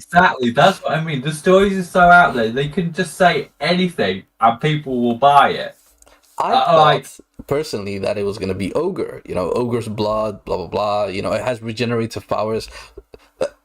I literally told this to you last time. I was like... Yeah, do you know what? The more I think about it, the more it annoys me. Because the sky's the limit. They could have done so much that was so, like, with Heihachi coming back. Like, experimenting on his body, like, like you say, with Ogre's blood or whatever. Or maybe anyway, I mean, to be honest, right, with Heihachi, in the story for Tekken 7, I did get emotional when they killed Heihachi. Killed in inverted commas. In Tekken 7. I did because I actually thought in Tekken 7 when they said it's the end of the Mishima saga, I thought Heihachi was going to win. I didn't think Kazuya was going to win because I always think in my head that Kazuya is actually the evil one, and Heihachi's kind of like the one that can be slow, like a little, like kind of redeemed. And it felt like he did have a redemption arc in 7. Yep. You found out more about his motives and how he was betrayed by Kazumi and that. So it's like I kind of felt like I understood Heihachi a bit more. He's still not parent of the year, or grandparent of the year, but he didn't seem quite as bad as what he'd been painted out to be. And then this whole Tekken 8 thing. It looks like they're just turning him into an outright maniac now. And it almost feels a bit like a different personality compared to the one that we got at the end of Tekken 7. Oh, now that you mention that, it might be that getting that asteroid or getting face slammed with that asteroid. Yeah, that might have something to do with it. Actually given him a more insane personality, sort of. Yeah, maybe. Yeah, I mean, it could. There's every chance. Yeah. But the way that they brought him, the way that they explained it, I don't like it either. I really don't like it. It's so lame. It is so lame. Like, really, it's not only is it lame, but you've just got to completely just.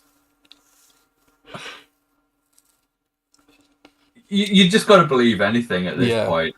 Like, like we talked about it. You can't even question it. You can't question. Like, you just can't question. It's so stupid. That's what it feels like with the story. Like, it just gets to a point where it's so stupid, you just don't question it anymore. But random muscle man in the volcano, hanging around bottom of a volcano, just with his arms out, ready to catch Princess Heihachi. What the fuck's that all about? What? Like, they had like 7 years to come up with something cool. They have so much that they could, so many routes that they could have gone down. I think it's cool that they said like, oh, this is an ancient, like monk tribe or whatever. That is, has been practicing the real Mishima style, or like the correct, I guess, Mishima style, and they've been keeping an eye on Heihachi, Kazuya. You could make some sort of like connection, like that's why the guy was there. Like he was like, they were expecting this to be the final battle between them, blah blah blah. You could make all those like suggestions, right? But at the end of the day, he got teleported by a fucking monk just before he fell into the volcano. I know, it's just and somehow he lost it, like he got amnesia, even though he never hit his head. When did he hit his head? And that's the other thing. Well, first of all, just going back to that random ass monk. Yeah. The premise of it with the monks, this ancient civilization, that did seem kind of cool, and it almost felt like there's another side to this story, and it's kind of like you've got the Tekken side back, so you've got G Corporation, and then you've got these like ancient monk society or whatever. I thought, you know what, that's kind of cool actually. Yeah. Like, that can go somewhere. But all of that is just completely thrown in the trash by the end of that story. She just flipping like murders them all. So what's the point? What's the actual point of that? Like, you build something up to, like, in that trailer, it looked like they were going to become like a new focal point of the Tekken story, and we were going to find out more about this like ancient civilization or whatever. Nope. Like, well, and they're all dead. And so it's like that monk, that random monk, like it's that random monk that was just hanging out in the volcano as you do. It's like he's just gone as well. Like, I thought, oh, maybe he'll be like this new cool character that is like connected to somebody else in some sort of way. But no, he's just some random ass guy Yeah. that Heihachi just dispatched. It killed everything, and it left a real sour taste in my mouth. That was just the best part of that DLC for me were the bits that you read. The reason, like the bits that were just the text that had more interesting things, kind of like you just said about Reina being the last of the Hachijo clan. Yeah. That was more exciting Yeah. than any of the stuff that they came.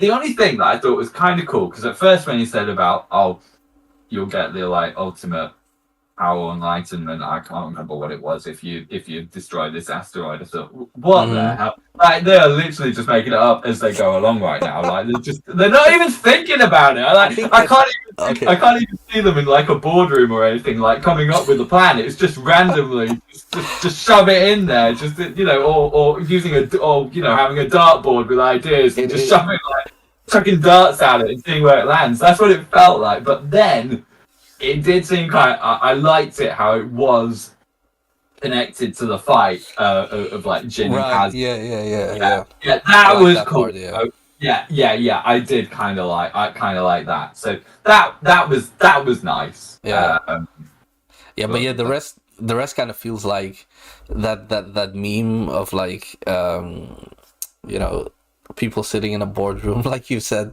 and then a Harada or Murray asking like, okay, what's our next step with the story, and then like everyone saying like, oh yeah, we should bring Heihachi back, and then this one guy in the boardrooms says like, oh, I think we should leave Heihachi dead and focus on, you know, new different characters, and he just gets thrown out of the building. Yeah, I just thought, oh my god, guys, like, you've had 7 years to come up with some like really cool explanation, because it wasn't the fact that they brought him back. I didn't have an issue with that, because I'm gonna be right honest, even when I saw him going to that volcano after Tekken 7, as emotional as I thought it was, because I thought, oh, we won't see him for a while. In my heart of hearts, I knew he was coming back at some point. I kept on saying, he's not dead. He is not dead. He is coming back. I just didn't expect him to be back this soon. No one expected Heihachi to be released at that particular point in time. Like, just randomly placed in the middle of a season pack for season 1. Yeah, not even the end or beginning. Yeah. You know? I just didn't understand where they're coming from. It's so weird. I thought they're gonna, for maximum impact, they would leave Heihachi as the very last DLC character for the whole game. Oh wow! That's what I really? thought. And I thought that'd be a really like cool way to end Tekken 8. Now we'll probably get Jinpachi. Oh my! Oh don't! Oh my god! I'm sorry. No, I would love that. I know, but like giving you the hope, right? Oh my god. Yeah. Oh, that would be sick. I at this point, I kind of want a Tekken game with just all the Mishimers. I kind of want Kazumi now as well. Yeah, that would be sick. But then just have the whole family. Yeah, but then we'd also need Angel back, right? Yeah, that's fine. I can deal with that. So, Katia is asking, how do you guys feel about Reina Hachijo? We touched on that a little bit, but I'm gonna say straight up, I think that's really cool. I think the fact that she's not Heihachi's daughter, I love that. I like that. But you know what? It's just, that was kind of like the best part of the story, and they didn't even have like any sort of cutscene or anything. It's just a random bit of text that they put in. Right, yeah. That is the bit that you should be concentrating on. Like, it's easily missable. Yeah, I found that more interesting than any other stuff with Heihachi, which is such a disappointment, because Heihachi coming back should be huge, and it is huge in a gameplay, in the gameplay part of things. But story-wise, I just do not think it hit the mark at all. Yeah, which is unfortunate, because they I feel like they could have done so much with Heihachi coming back. Yeah. It could have also been a subtle foreshadowing of like another character, even, you know. So Yeah. much. The monks as well. That's the monks. I feel like the monks just got violated, man. It just feels such a violation. Exactly. Like, just yeah. What else does that say, right? Yeah. So I still enjoy the story, and I do get I do enjoy it when I play through it, and I still like. There was a moment during Tekken 8 where I was watching it, I was like, "Oh fuck, they've killed Zafina." Claudio as well. There was a moment where I thought, "Oh my god, I can't believe they've done that." But in my head, still, I'm thinking that just means we won't see them in the next game. That's where my head goes now, because I just think they're never going to have the balls to actually kill off a character and keep them dead. Because there'll always be people saying, "Oh, I want this character back. Please bring this character back." And bringing those characters back means people get excited, people get hyped, and they make money out of it. So it's like, I just feel like characters just won't die ever now. All those crappy flipping monks, they're dead. They're never coming back because they don't mean shit. But main characters that I just don't think they'll ever kill them off ever again. Yeah, they've been annihilated. R.I.P. I feel like there's nothing wrong with like bringing back characters, but it's the way you bring them back. So you mentioned earlier in Tekken 7, you didn't believe that Heihachi was dead, right? Which I think a lot of people also didn't believe.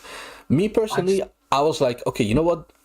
Heihachi's dead, okay, but he could always come back as a memory, just like Kazumi, right? So I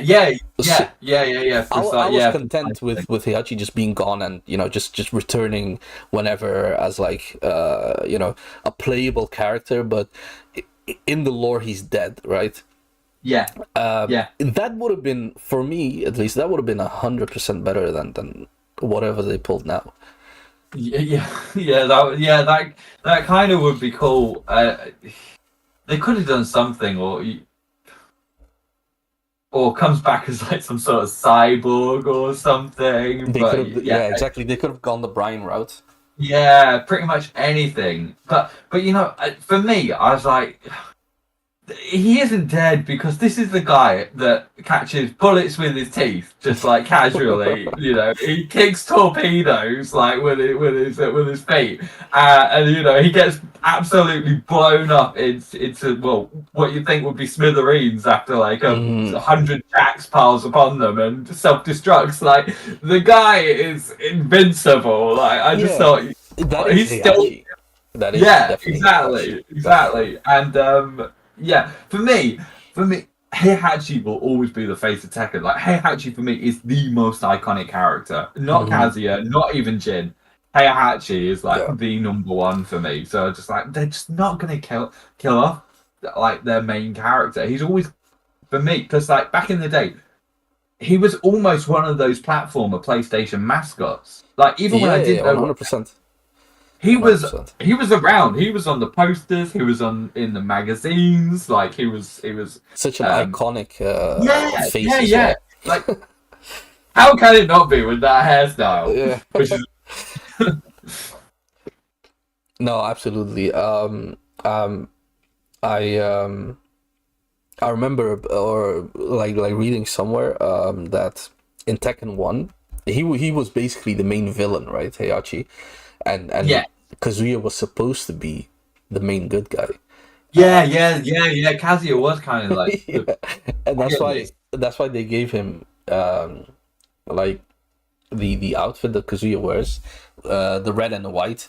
They wanted to mimic Ryu. Is it Ryu? Yeah. So it's funny how that turned out, right?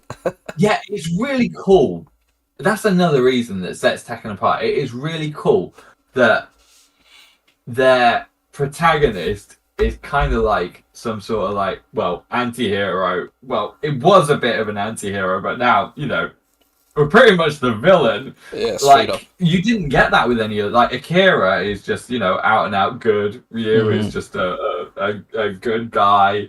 Who else? Kazumi from Dead or Alive. She's, you know, like, Kazuya's got more to him than that. Like, he's the, you know, even back in the day, like, he was meant to be the good guy, but the good guy turned bad. He always had this other side, and now that other side is like almost, well, basically consumed him.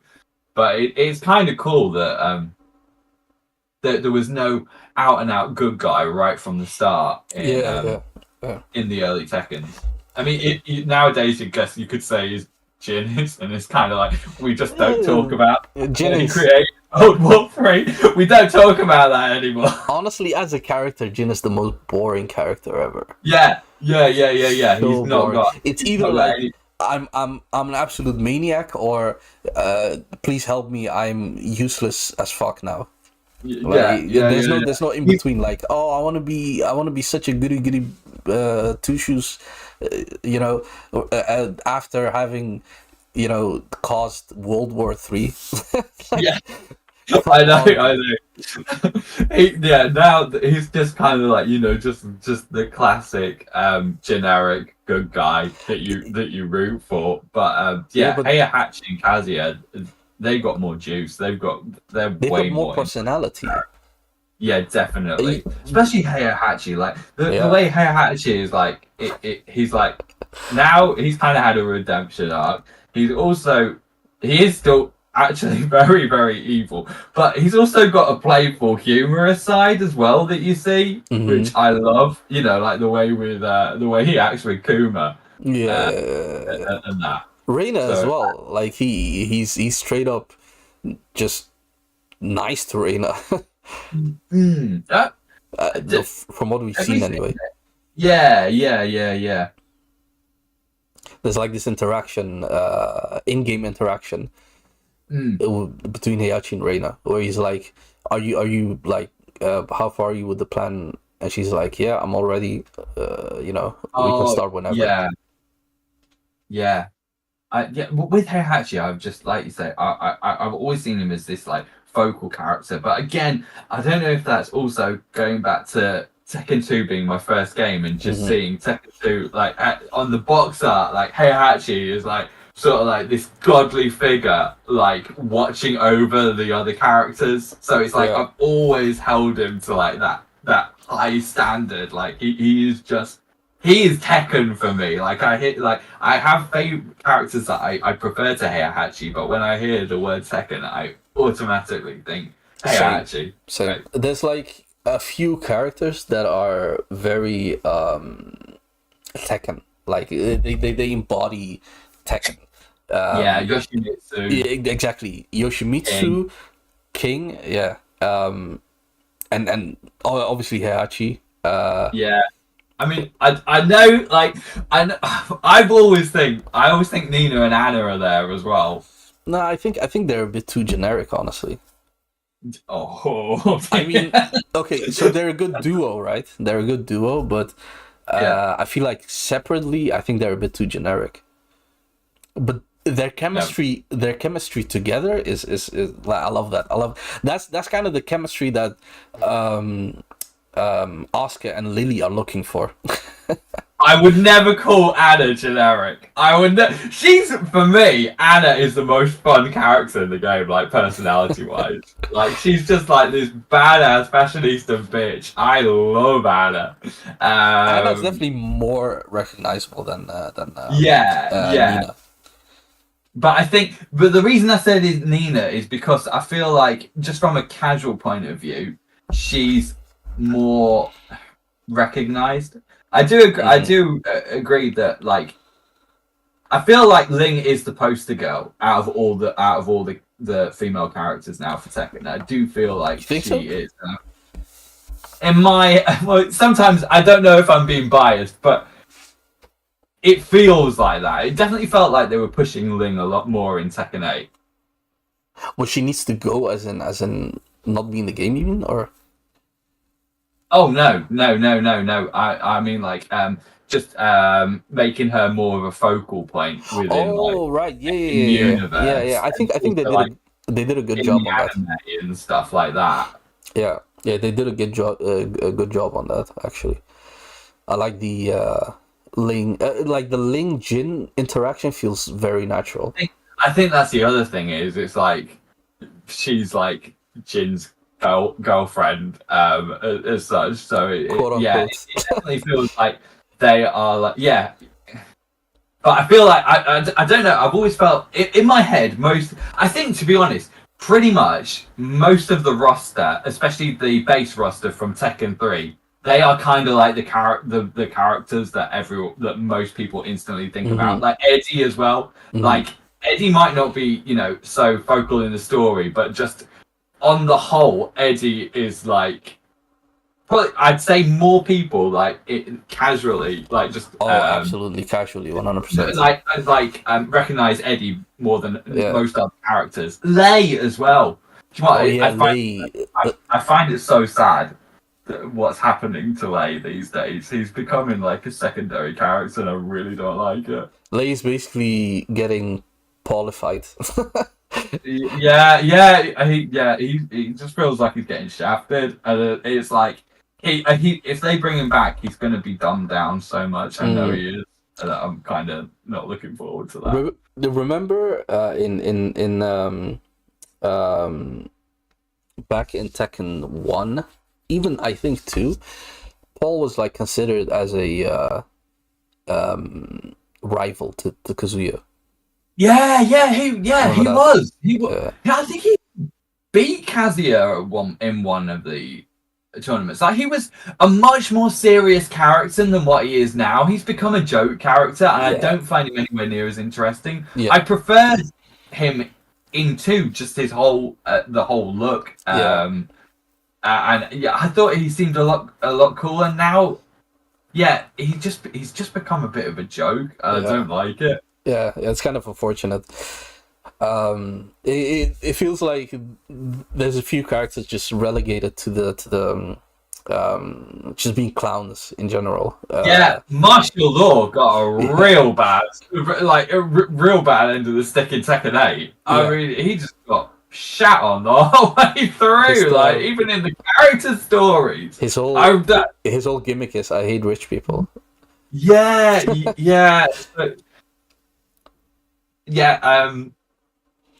They're definitely that. It doesn't feel as like it's as evenly spread as what it used to be. There's a lot of like just background characters when it comes to the story, but when you've got a roster of like now like 60 odd characters, in the whole second universe, it's hard to give every character screen time, right? Yeah, that's true. Even Lee, I feel like they could have done way more with Lee, to be honest. Like Lee's becoming, dare I say, a bit more boring these days. I don't find him as interesting as what he used to be. Lee went from being a Little bitch, like he was like a troublemaker. He was like the outcast of the Mishima family. Like I kind of like that, and like even in the anime, like I think they put Lee and Anna together. I loved those two characters being together and like working together, like just being like yeah, that kind of makes sense as well. Yeah. Whereas he's just kind of like he's gone all a bit too like serious now. Like it feels like he's in his dad phase, even though he's not a dad. Yeah, a little bit. Yeah, I see where you're coming from there. Yeah. Exactly. Like, playful rich boy. Yeah, like he just, like the playful rich playboy. Exactly. That exactly. made more sense to me, right? As like a character trope for him. Yeah. Just, you don't have to take him serious, but he's also not someone to be mocked with. No. Like Exactly. Like it's almost more sinister when it's like that, because it's like, you know, if you screw around with him, he's gonna make you pay, sort of thing. Yeah. Whereas,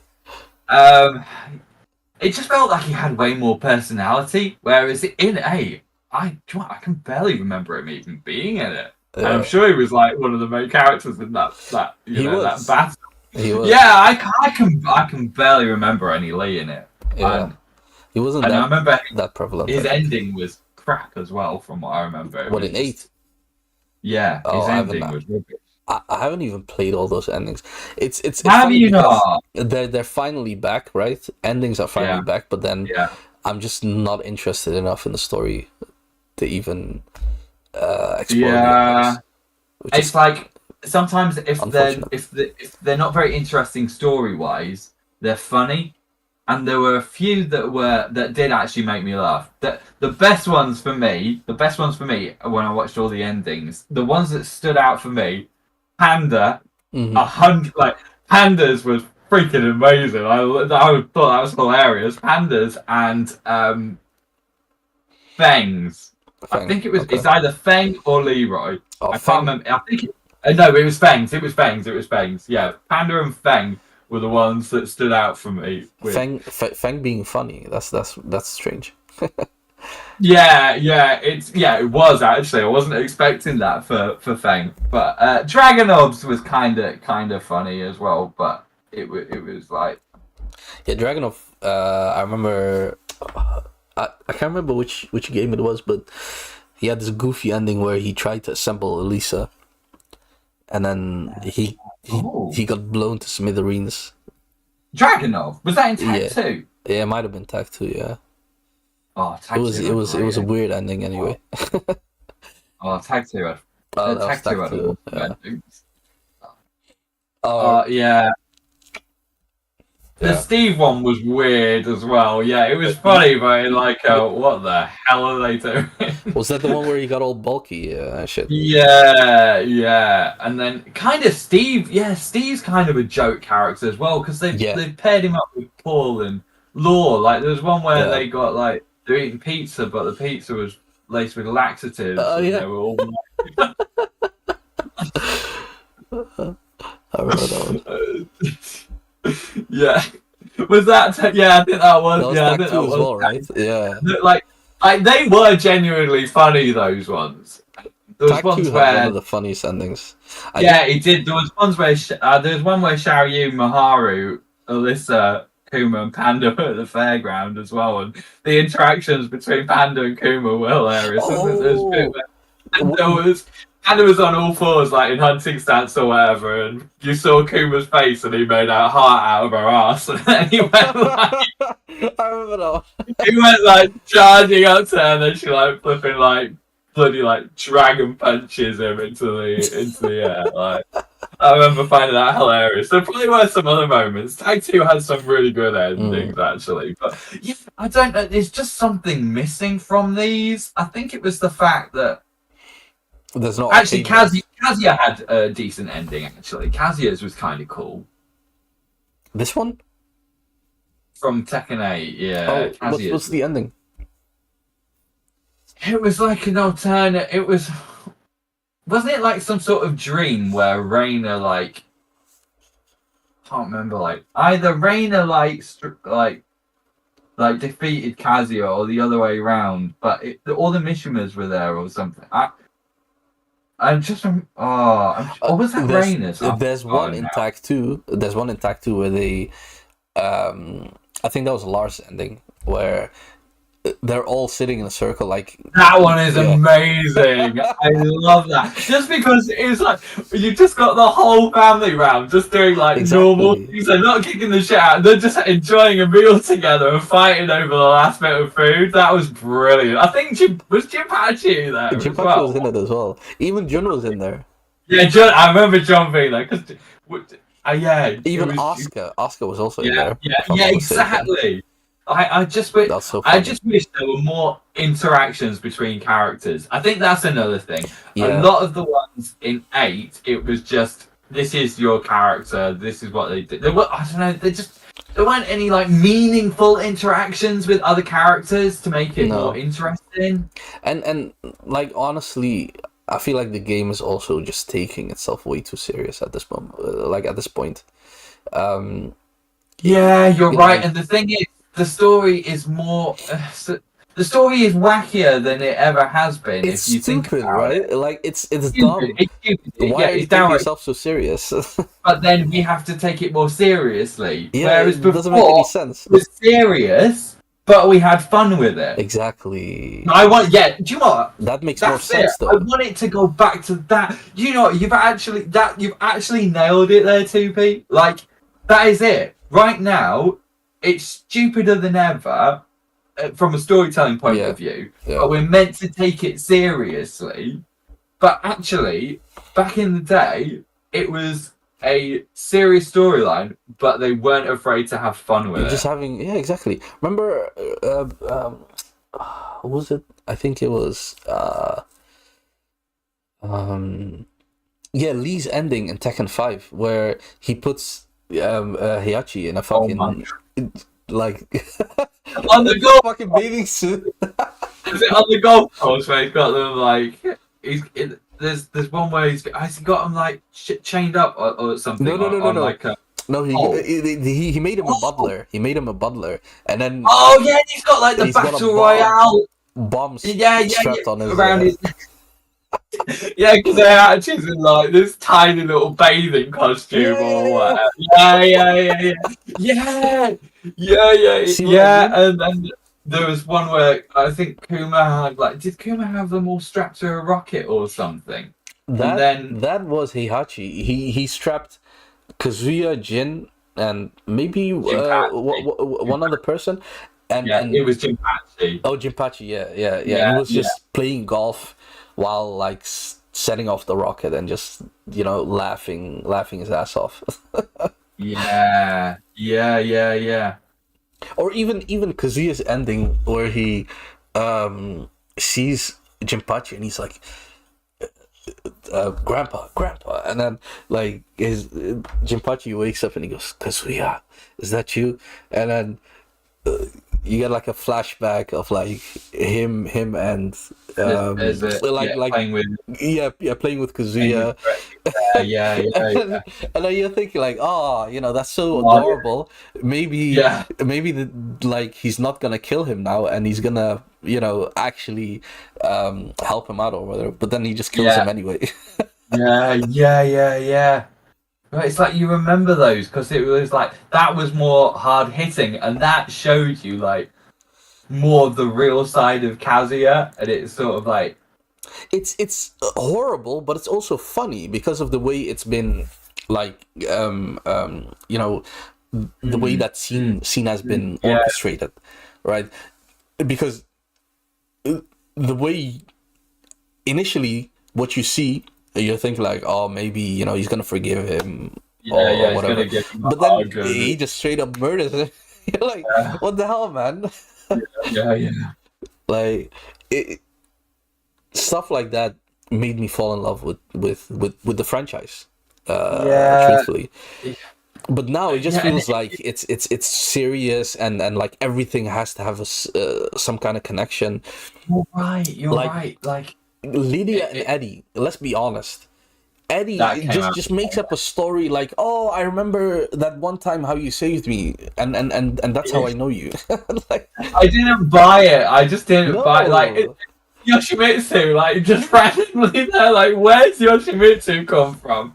Like, if it was with Raven or Kunimitsu or Brian or Dr. Boskanovich, then yeah. I mean, sometimes it makes sense, but like it was just basically Eddie was the first DLC character, Lydia's the second one. You know the problem is, Nick? They're trying too hard. That's the problem. That's the real problem. Yeah.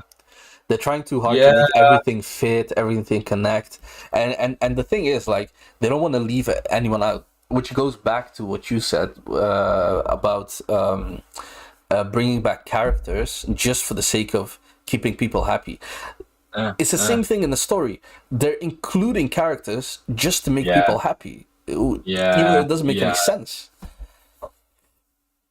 And God And forbid the other the thing, characters that they don't put in, like Shaheen, even though like the few Shaheen mains, even they don't care, but like I always stick up for Shane. I really like Shane. I think Shane is such a cool character, like moves who wise and that. I think he has such awesome moves. he does, he Yeah, does, he does. I really like him, but oh my god, like story wise, Mm. like they just give him the most He the trash. He just gets trash. Like, why is he just randomly like ended up with Asuka and Lily out of yeah, the nowhere? Like, bodyguard. So apparently that's gonna be a thing in the future now. yeah, You're gonna see those three together. What I the hell, know, man? but it's sort of like to me, like he's not even like an important. It feels like they've taken away a lot of his importance, even though he didn't have any. But they've taken most of it away now because he's What just was like his? Okay, he's so just Lily's he's sidekick, like Lily's, just bit on the side, whatever. yeah, but Like, at least now he's part of the story. Whereas before it was just, hey, you heard my friend. we don't know anything about this Who's the friend. We friend? don't even have a name. Just random person. Yeah. Like who's the friend? If let's say it was, oh, it'd be so sick if it was Bake or something. Yeah, like he's like, Oh, oh, you heard that would my that would friend Bake. Okay, well, how do they know yeah. each other? Well, Bake traveled to or no, like the other way around. Shaheen traveled to South Korea to like learn under Bake, but then you know Ogre got to him or something, and then later on he found out he was alive, but then Kazuya, so something happened there.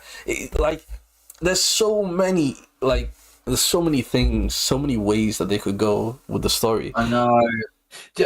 Like nowadays, to be honest, I really try not to like even look forward to or even get excited to anything to do story wise. I think if you go in with low expectations, that is the best thing. No shade to Shaheen's friends. You just can't be disappointed anymore because I That's had true. very low. I'll be honest, I had very low expectations about story mode for Tekken 8. They'd have to like do something incredible if they want to save the story.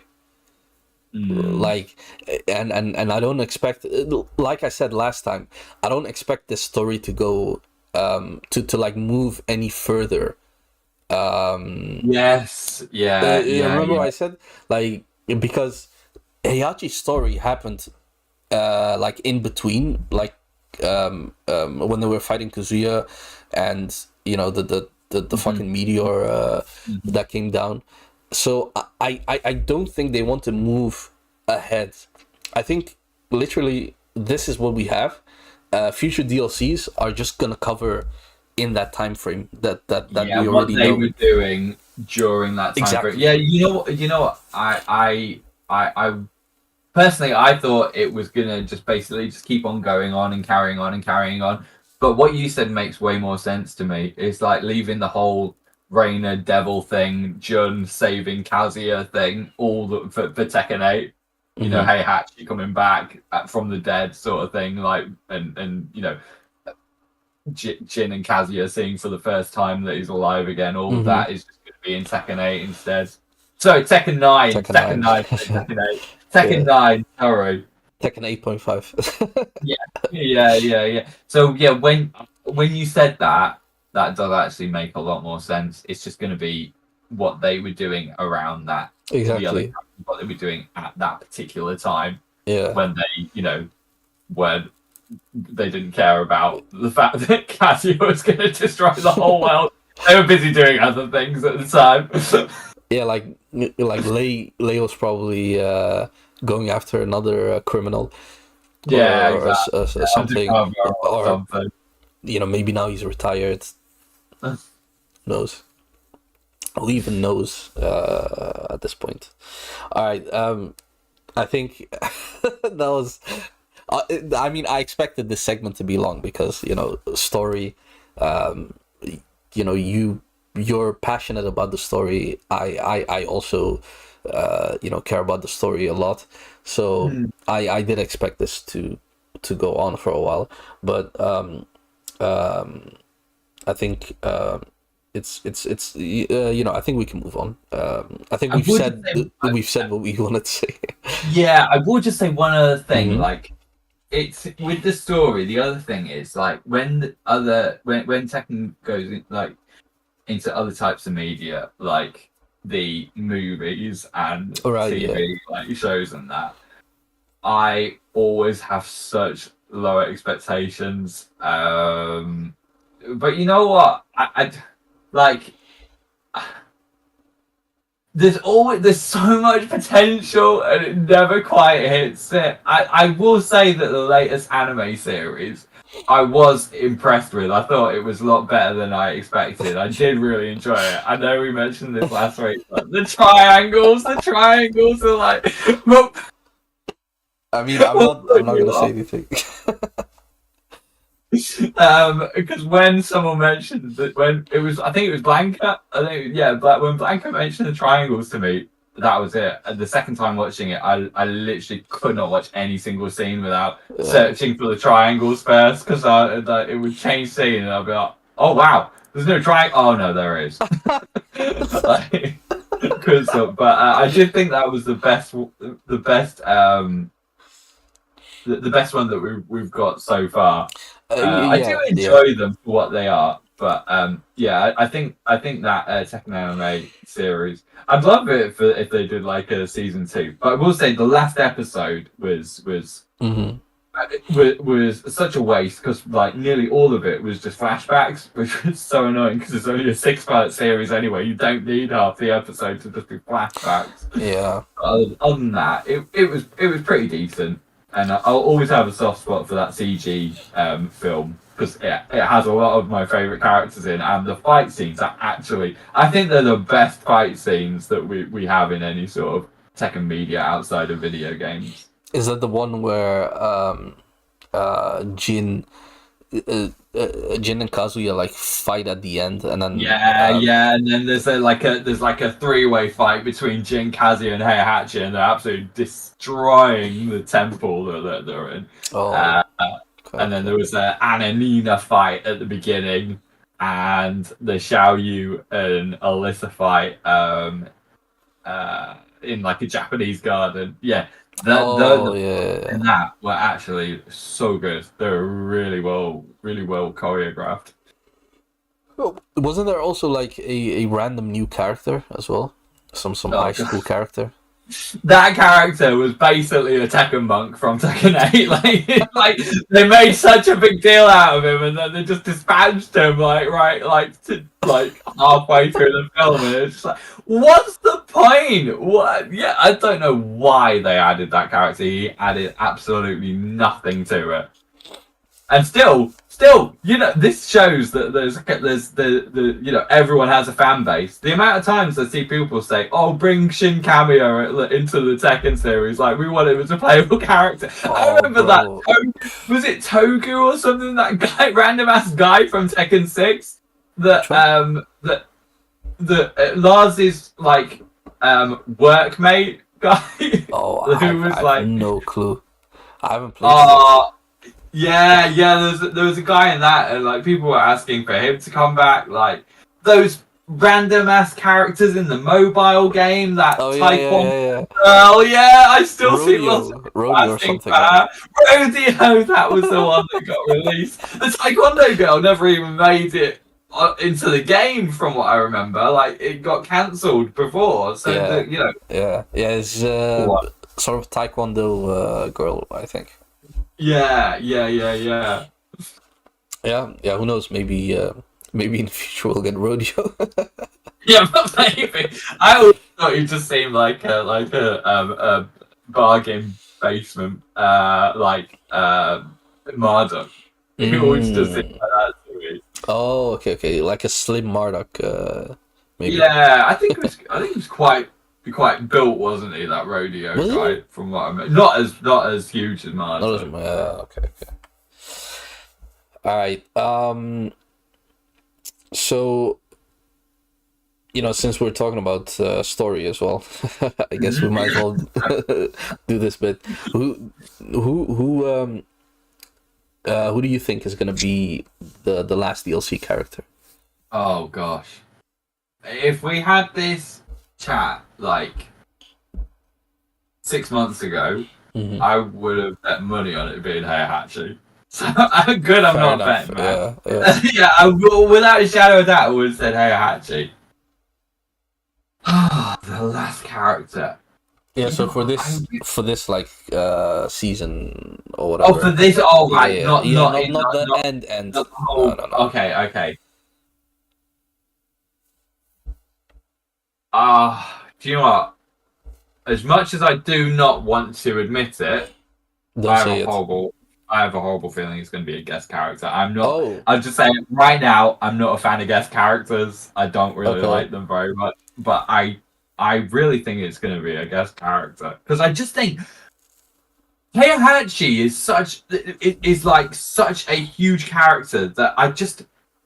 Who do you have that beats Heihachi at this point? And do you want to go so big that you got nothing left for the rest of the season? The rest of the game's lifespan. Like there might be possibly other characters that might be slightly bigger than Heihachi, but do you want to throw all of your trump cards in like right at the beginning? And I think, unfortunately, as much as I don't like them, guest characters do create a lot of hype. They bring people in that wouldn't normally play the game. They bring a new fan base in. Absolutely. And they keep on saying, "Oh, we're not concentrating on guest characters at the moment. We're not." They lie to us all the time. You can't believe anything they say. So it's like, honestly, I've been around the block too many times with them. The amount of times they've gone back on their word, or they've said they're not doing something when they are, and they always want. They never want people to know what they're doing. So it's like they want to throw them off track. I have a horrible feeling it's going to be a guest character. Yeah. Could be. I feel like, and we talked about this last time as well. I feel like if there is a character to, destroy or not destroy, but like upheave the hype of Heihachi, it's probably gonna be Ogre. And I feel like with Tekken, or like with the Tekken anime, Ogre is a possibility to get back, and it feels like it's long overdue, because if you think about the fact, Ogre has almost been out of the game as long as Jun has, like canon wise, right? Yeah, it's like when one goes, the other one follows soon after. Exactly. It's like they kind of got a bit of a link, and they keep on mentioning him in the story, don't they? Have they? In Tekken 8, it's like there was, when you finished Tekken 8, there was a secret like movie that you saw with Jun, and it was explaining that she actually did defeat Ogre, but it like consumed all of her power, and she was kind of like knocked unconscious in the sanctum. Yeah. Oh, okay. Interesting. Okay, then yeah. And you know what? Like it's like I say, characters can come back at any time. It says that she's defeated Ogre, but that might be to throw us off track again. So yeah, you could be right. I don't know. Would they? To be honest, I can never predict anymore what they're going to do, because I think for some reason, like, they do things that just don't make sense. I still don't know if Heihachi was planned to be the third character. I've mentioned this to you last week. And part of me still thinks I don't know if that was the plan. It feels like that was to throw people off. Part of me still thinks that maybe Marduk and fucking Ram were actually gonna be the third and fourth character, but it was, the fact that it got found out and the fact that people are generally, I'd say the general consensus were people weren't happy about it. No, and I think Fakumram and Marduk, sort of, or like would have followed the general consensus of like the DLC pattern, which is mid, you know. Yeah, definitely. So, and Heihachi was so like no one suspected it was going to be Heihachi, especially at that point of the season pass. So that was like a huge, massive surprise. Yeah, but it's like I still don't know if that was planned, and we'll never know for sure. If he was actually planned to come They'll back. never admit it. No, just to just to true. throw people off the scent. Yeah. I really don't know. Maybe in like 10-year time when we're done with Tekken 8 and like are like into Tekken 9, they'll be like, we actually did that to like you say, throw people off a bit. Yeah. But now, no way they'll admit it. No. You're right. Maybe in 10 yeah. years' time, they'll be like, oh, he wasn't planned to come out that early. But as people found out what the DLC characters were going to be, Yeah, because you hear some wild shit when it comes to like developers talking about games that they have that they have either no affiliation to anymore, or it's just so old that nobody cares. For instance, I remember watching a video where Naughty Dog was talking about how in Crash 1 they had to hack the PS1 system in order to take memory from the system itself to run the game, which is really wild. Like they went against the TOS of Sony to make such a banger for Sony. Right? Yeah. Oh yeah, that's kind of funny. Ketya saying he hopes Ogre isn't a season 1 character because all season 1 characters are stands and install characters. That's true, you know. Yeah, I really don't like this as well. Like, I don't know how I feel about these installs because they just feel like it's very much guess wrong, die, and it's just it feels like it's just another massive 50-50 that you have to deal with. But it also seems weird that they're randomly just giving them to every character now. Whereas, when it first came out, there was just, Leo and Claudio? What, like stances? Or you mean installs? The installs. Right, yeah. Everyone's getting installs now. True. Yeah, I know, but do you think in Season 2, they're just going to give every single character an install? It seems weird that some have them and some don't. I find it's like, should there not be consistency across the board? I agree. Right. Yeah, Brian. Oh, and Asuka too. Yeah, true. So, this might be the case of... remember how Geese in Tekken 7 had a wall bounce, and then everyone got a wall bounce? Yes, exactly. Exactly. This like might maybe be like the case. Like it was a bit of an experiment to see how it was, and then I hope not. Maybe like personally, I hope to God not. But it does feel like they're trying to kind of test the waters, and like it kind of makes sense when you look at it, because in like at the start of Tekken 8 you had, as you mentioned, only a few characters that had the install, so they could see like, how people reacting to that, like are they getting accustomed to it, are they hating it? And then we got Eddie, which got like stacks of like instead of one install, you got like stacks of it. But the stack went away every round, and then we got Lydia that got stacks, but she kept it every round.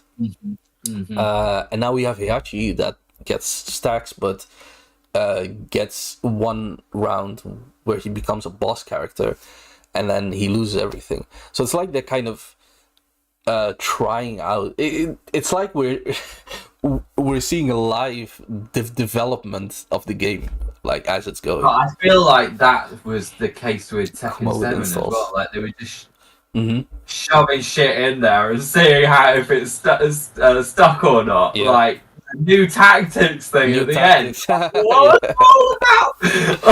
Nobody like. I feel like it was very underused as well. Like the new tactics. Yeah. Because some characters just had really shit ones as well. Some were terrible, some were awful, yeah, and others were good. I liked wall bounce, I did like that, but now there's no need for it because they've got the wall blast. And also, you can take him to the wall and then you can, still tornado, do tornado, yeah. Yeah. Which is so busted. The install thing, like, we've just said, like, so at the start of the game at launch, there were so I think can we say there are 4? Leo, Claudio, Brian, and Asuka. Are there any others? There were like, shall we say? If you can't think of any others, sure. We'll just go with, we'll go with 4 at the beginning of the year. They nearly doubled that just from the DLC. Yeah, there's 3. Yeah. Exactly, that's wild. Like they've nearly doubled that amount just from the DLC. So it does feel like it almost feels like they want every character to have that. Yeah, but then where's the uniqueness, right?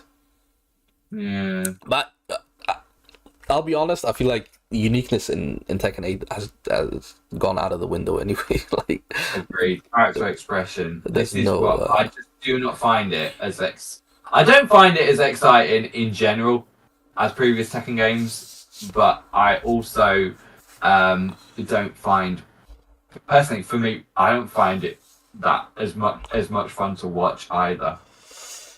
Like I was saying this to you last week. For me, one of the most hype moments for Tekken 7 was if they were going to press a button. Like it was almost, for me, the scariest moments were when no one was pressing a button. Like you got to the last 10 seconds or whatever, or even, and it's like people want to press a button, but they're too scared to. They don't, they don't want to take the risk. They don't want.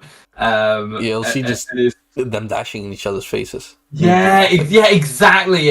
Where you don't really have that anymore in Tekken 8. You barely even get to the point where the time is running out. Like you just blow through rounds so fast.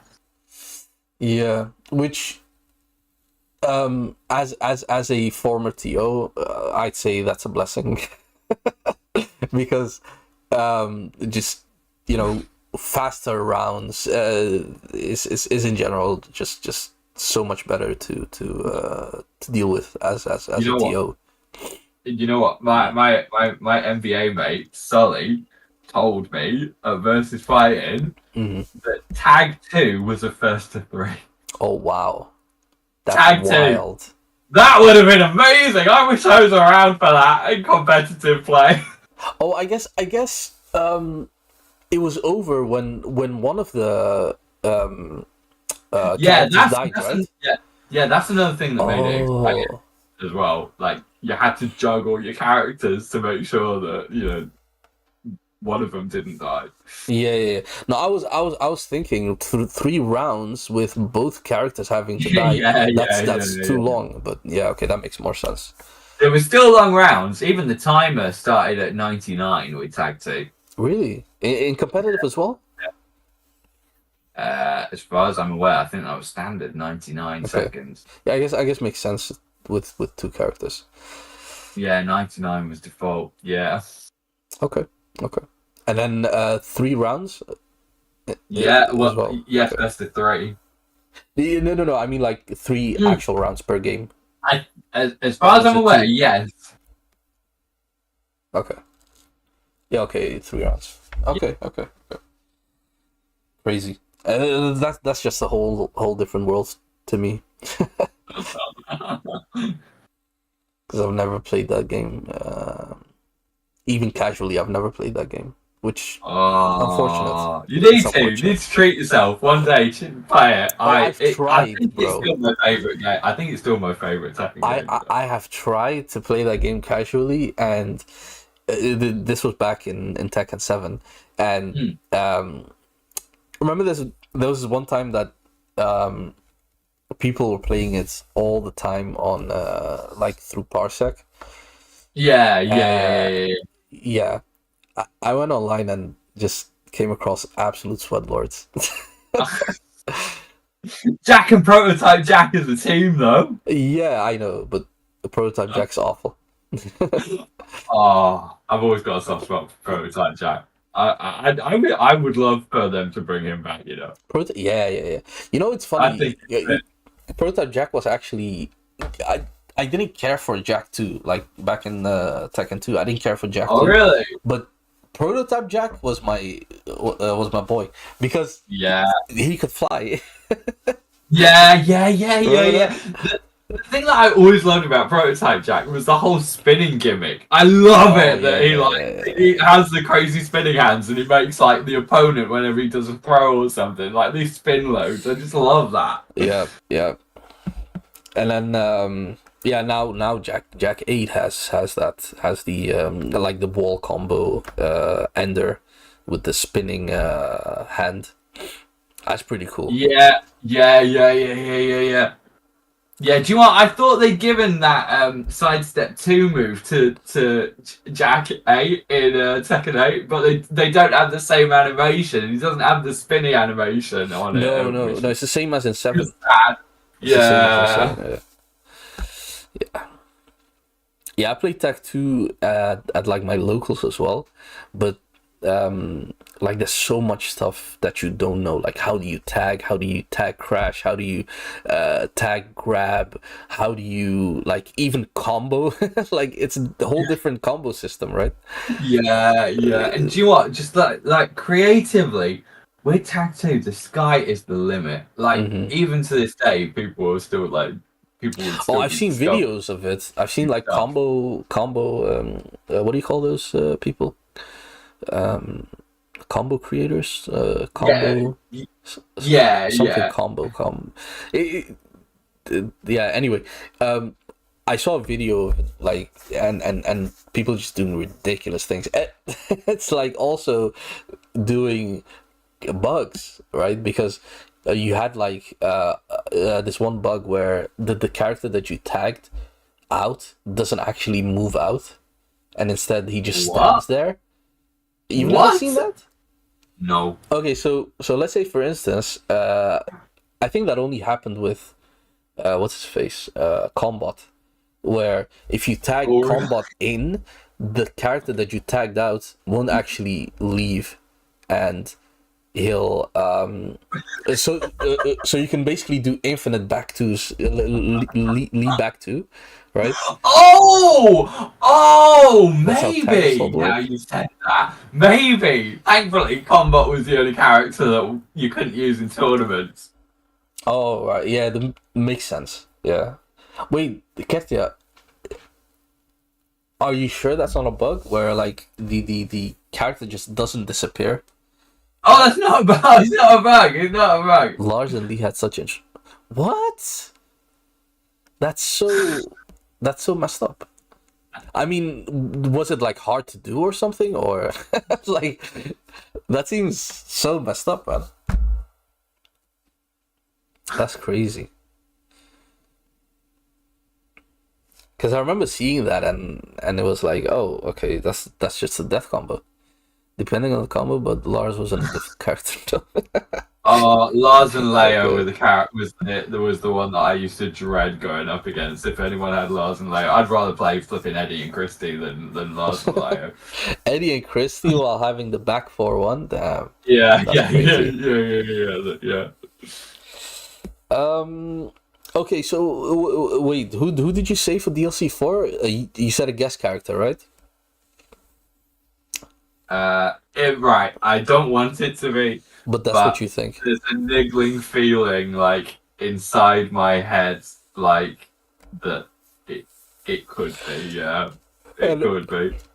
Excuse me. And what character, like which Oh. franchise do you think it is gonna be, or do you not know? Like, it's Tekken, so who bloody knows? It could be a Teletubby for all we know. Who the thought Negan? Like, that is the most random ass thing. Like, who came up with that? Like, I said to you last week, like, Negan would fit perfectly in a Mortal Kombat game. There's no way. Like, you even said like they had set up the age rating of the game to put Negan in to get the same shit. Yeah.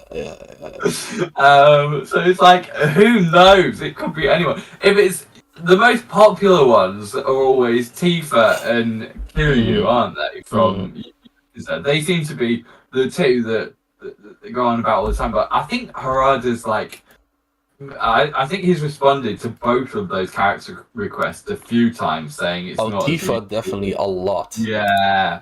And I'm sure he has with Kiryu as well, you know. I'm sure it's come up in conversation more than once. But the thing is, like I say, he lies to us all the time. So, you know, Who knows, right? maybe they're both coming into Tekken 8. Who knows? That would be cool.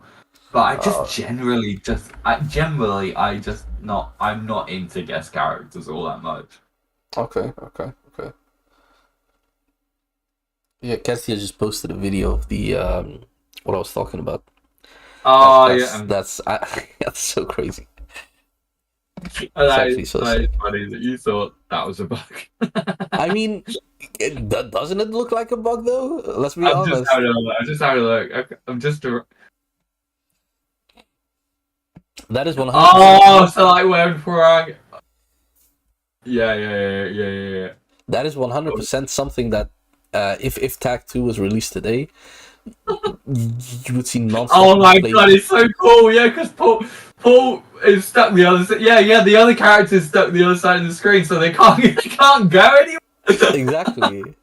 So the whole the more hits you do in a combo, the further your opponent goes. It just doesn't work here. It's when they're stuck in stance, though, isn't it? No. It's to do with the other character. I think it's to do with the other character, the one that is supposed to go away. Just if they're on the other side of the character, if that first hit puts them on the other side of the character, is that it? Yeah, I think that's what causes because that's how it looked with Steve. I haven't actually checked the other ones at all. Oh yeah. So if they're on the other side, yeah. Combat had one move that it was his own, and it was a really sick move as well. It was like a hit throw or something, and I think it was like half circle back one from what I remember, something like that. Okay, sounds OP. Half circle forward. It was a cool move, but he just had one move that was his own, which was nice. Which was a nice touch. Sorry, I think we've got off topic a bit. Yeah. No, it's fine. I'm just thinking like, it is, like if I want to wrap it up real quick with like one question, if you could like add anything to Tekken, right? It could be anything, right? What would you add? Wow. Easy. Come on, man. That would make it a perfect 10 out of 10 for me. That's all it needs. Wow. Okay. Not even like team battle or something. Yeah. If it's not Wang, then yeah. I mean, team battle mode. I don't know why the hell it isn't in the game. I don't know why it hasn't been put in the game in 7. I mean, in 7 you can kind of understand with the budget constraints. But later on in the season pass, I don't know why it wasn't there. Bottom block snake edges. Yeah, I don't know. Snake edge team battle. Like back in the day, like I said to you, I didn't even know what the point of versus mode was, because like team battle was just versus mode, but like with with like 8 with more characters. characters. Oh, Yeah, it was the remember? most fun way of playing Tekken back in the day. Yeah. I remember even doing like random everything on random. Yes, yeah, random team That was battle. so much Yeah, fun. yeah. That's the whole reason why I created like Team Battle Takedown, was because I missed the team battle format so much that I thought I'm just gonna bring it back myself. If they're not gonna give it to us, I'm gonna bring it back myself. Yeah. So that's why I started the Team Battle Takedown thing. Yeah. Nice. Yeah, we did something similar with Pearl Fist. It was it was it was pretty similar. Just everyone picks 10 characters or 15 or whatever, you know. And then if the character loses, then you have to go to the next one. But you have to always leave your main for last. Last, yeah, definitely, yeah. Like that was an actual rule. Yeah.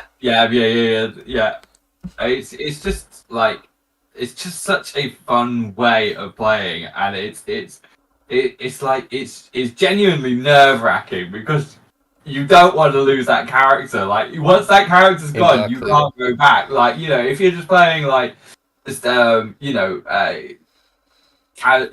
like you know, regular games like in versus mode or whatever, like you can just you lose, it doesn't matter, you can just pick that character again. But with team battle, once they're gone, they're gone. Yep. The only thing that's missing from like the compared to the real team battle mode is the fact the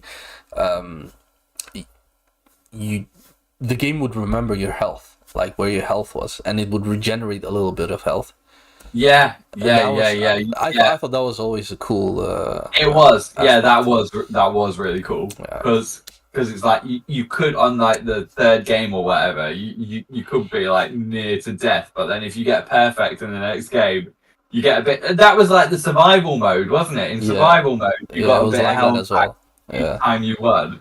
Again, they seem like such easy additions to incorporate, and they are severely missing. Like every time I go on a Tekken 7 or Tekken 8 menu screen, it just feels like it's empty, even though there seems to be lots of things to click on. It feels barren. It just seems soulless, because it's like you've done the story, right, and then the rest is just like customization, and most of that you have to pay for these days, let's be honest. Yeah. In one way or another.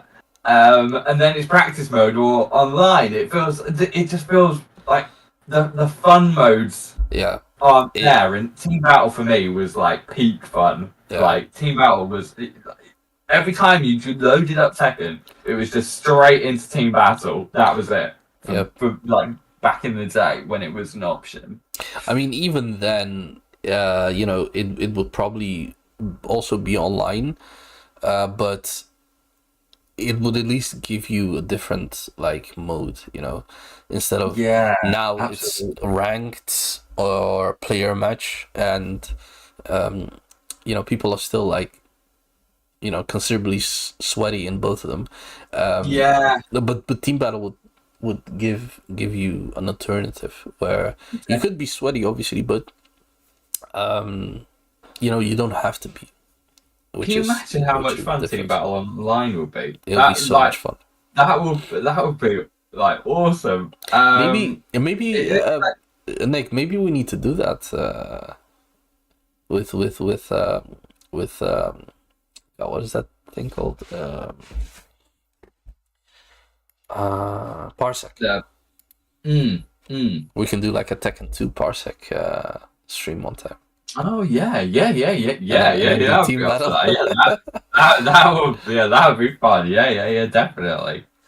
And it's, do you know what? I've got a confession to make. I remember being really excited when I saw Tekken Ball was in Tekken 8. I haven't played it once. I've never ever like had any sort of motivation to play it. I've only played it at tournaments, and I'm kind of annoyed at myself that I'm not, because I was excited when I saw it was an option. Yeah. But I'm not once have I ever thought, oh, I'm gonna go into Tekken Ball. You know what's funny? I think we'd be more excited if they gave us like a ranked version of that.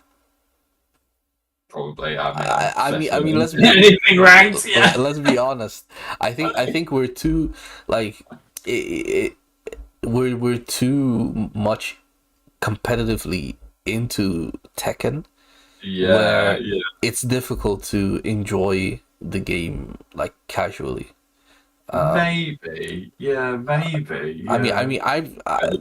like with Tekken 7, I can say 100% I reached that like that threshold. With Tekken 8, because I don't really invest as much, or like I haven't invested as much time as in Tekken 7. Yeah. I probably haven't reached that threshold yet, but I'll be honest, if I play against someone, I don't want to lose. You know, like No. there's that aspect like of not wanting to lose, and with Tekken Ball, it's like, sure, you know, if I don't really care for it, like there's no factor of like the factor of caring is gone. Yeah. I don't want to get plugged on playing bowling, man. Oh, no. I mean, hey, listen. You can get plugged on even when you play, Tekken Ball. The thing is, it doesn't matter how, like, if it's casual or not. Like, if someone is getting clowned on, they either accept it or they don't accept it. Yeah, I can't believe that people plug in like player matches. That's what I'm saying. I still don't agree with it that people do it in ranked matches, but I can understand the reason because there's points at stake. Yeah. Even though I don't like it, but by player matches, there's nothing to lose, and like the matches are over with so quick. I just don't understand why you would plug in a player match. Like you've got to. I mean, it's funny, isn't it? If somebody does that, they've got to be super freaking salty to actually do that. They don't need to be very salty. They just need to be there themselves, honestly. Because some people are just generally like that, honestly. Imagine if you're generally like that, then Tekken ain't the game for you. Because you've got to accept that you're gonna lose a lot. Yep, absolutely. All right. I think it's a good time. Oh, real quick. The stage costing money, right? The Heihachi stage costing money. Yeah. Do you agree? Like, what's your stance on that? Right. Okay. I feel like a bit of a hypocrite on this situation, right? So the thing is, when it was the first time I heard about it, I was talking to Jake the first time so the day before it was going to happen, and Jake said to me, they've not mentioned anything about this stage being free. And I said, don't be stupid, it's part of the season pass. He was like, they've not mentioned it once. And I was like, what do you mean? And he's like, well, they kept on they kept on talking about the stage. You got free, you got, the beach stage, you got it with Lydia. I was like, okay, yeah, and I said, no, they wouldn't do that. Even they wouldn't do that. That was a really scummy move. Anyway, the next day I apologised to him. I said, okay, then way scummy. And then I thought, I think it's a really scummy move because the expectation is that you buy a season pass. Especially, this one is, like, I think this one is really expensive anyway, isn't it? I think 30 or something, 40, something like. Yeah, it's like nearly the cost of the paying for the game again, right? To not get the stages, as part of the season pass, is disgusting, to be honest. But I I hate haven't like I haven't bought the stage. Just to answer Jerry in the chat, I haven't bought the stage, and I refuse to buy the stage.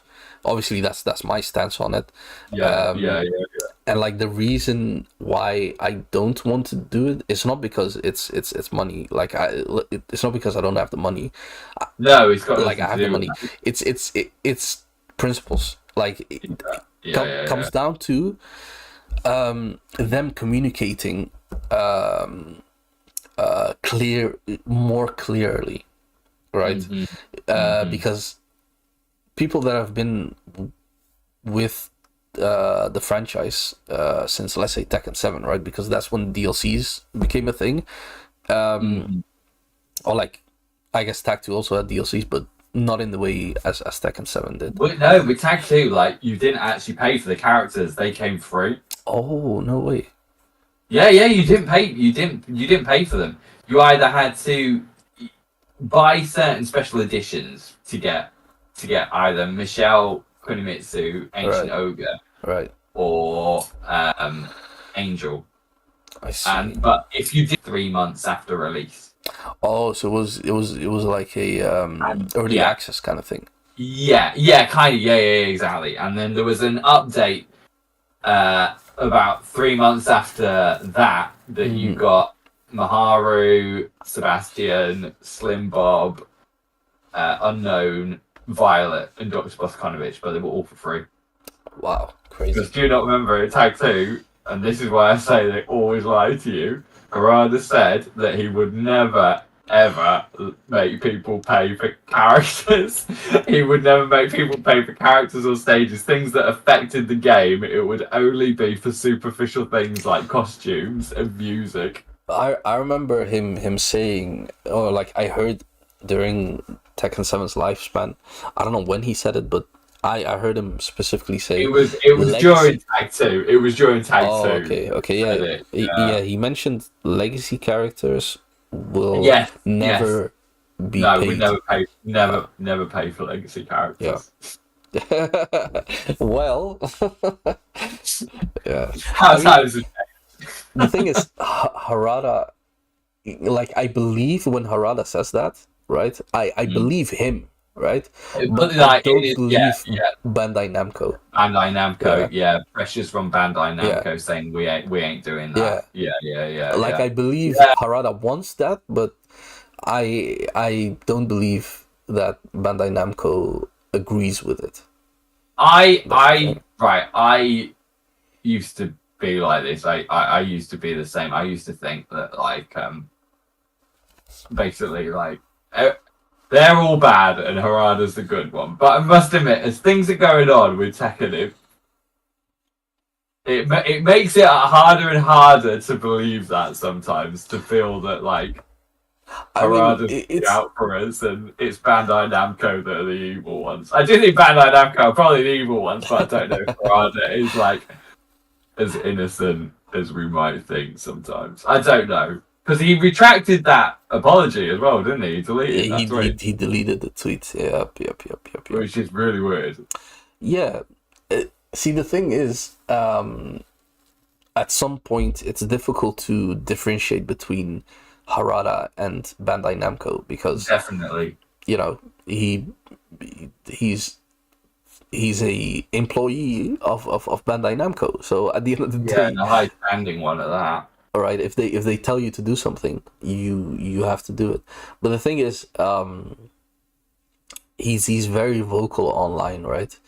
I do love that because we are very, very lucky in that respect because lots of other game developers would be tough shit. That's how it's. No, absolutely. It's a good aspect, but in another way, it only makes our trust in him worse because then stuff like this happens.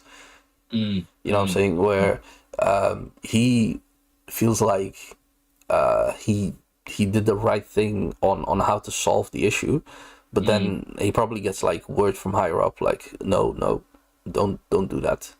Yeah, you're undermining us, or exactly like yeah. So for me, it's kind of like it could be, it's a yeah, double-edged yeah, sword. Either you're fully independent or yeah, you're not. So yeah. why put yourself in like such a difficult position? I must admit, it gets harder and harder to defend these practices because I remember when the shop came out, Oh my god. I did defend it. I didn't defend the time scale that it happened in. Like literally, like Yeah. what was it? A month after it had been out, when they got all the great reviews, all the Oh fantastic no, it was publicity. not Or was even it a a week month. after I or think something? a couple of weeks. Yeah. Well, yeah, it wasn't long at all, was it? It was like once the hype had died down, like, Yeah. oh, we're gonna hit you with the shop. Because I remember reading reviews and seeing reviews on YouTube, and a lot of them were like, "Oh, it's great because there's no microtransactions. You're not being badgered all the time to buy stuff." Yep. So, but I did defend it to start with, and then it's getting harder and harder to defend them. I must admit. There's so many like actions that could have been avoided, easily could have been avoided, if they were just clear about their intentions. Yeah. To be honest, I think the most scummiest thing that they've ever done is the way that they treated the mod situation. Yeah, 100%. The mod thing, that was when I actually turned me off the game for a bit. Yeah. I was properly pissed off with that. The way that they treated like the people that mod the game, they have probably like the most passion and the most love for the franchise, as well as keeping it fresh and keeping people playing it. And the other thing is like, I would always buy a costume over a mod. Like I would always like download mods, like stage mods or costume mods or whatnot. But if there was the exact same thing in the shop, I would always buy that, because with a mod, you're the only one that sees it. With a costume, you're showing off that costume to whoever you're playing. True. Plus, they're two very different things to me. Yeah. Plus, having multiple mods, at least in Tekken 7, made the game pretty unstable, right? So that's like another like. There's so many reasons why people would go. You'd still pay for it. Yeah, I would exactly. Yeah.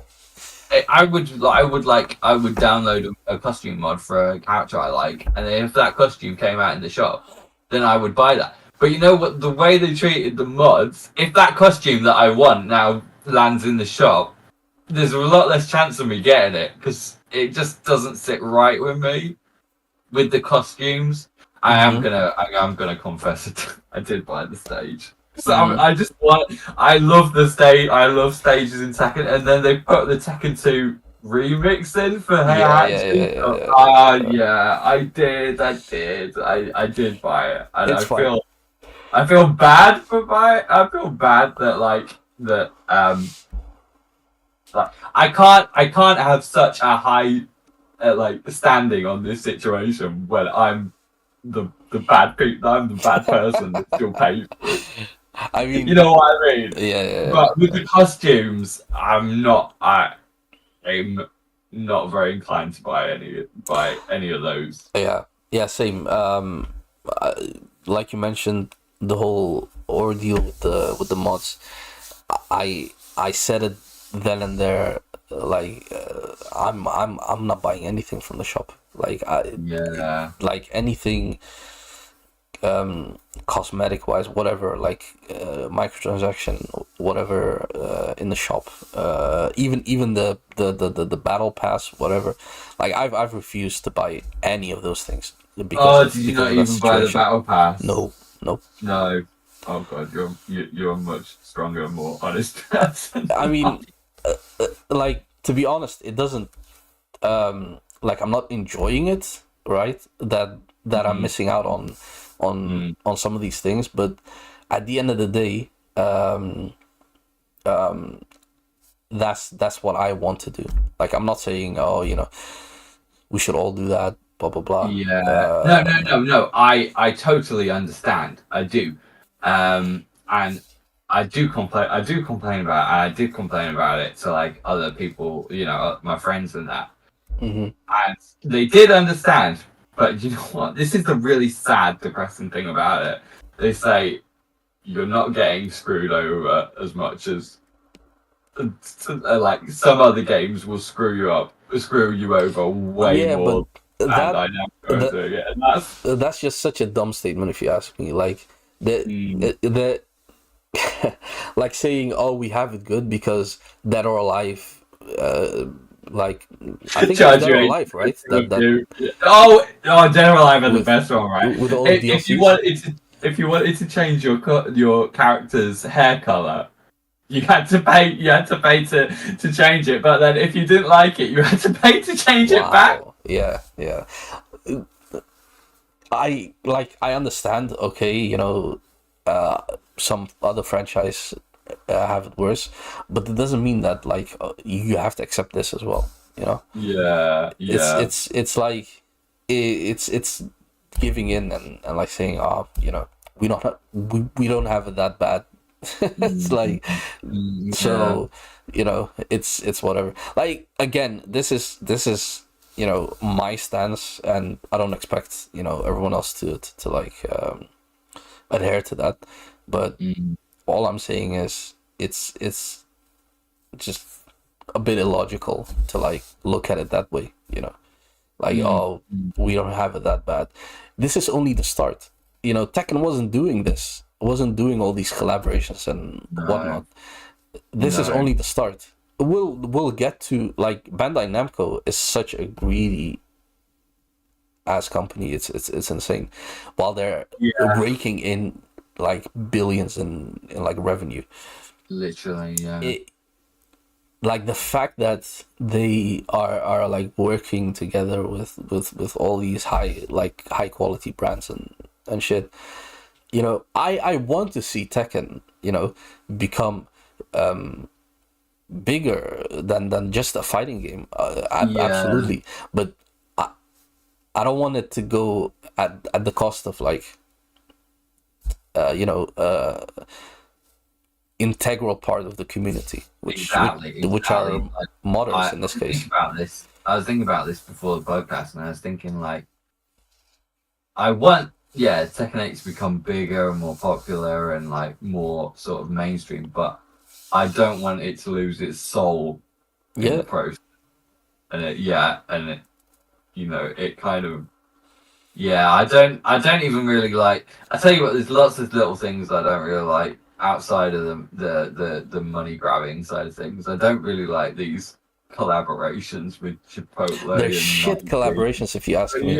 Most of these collaborations just don't make any sense because they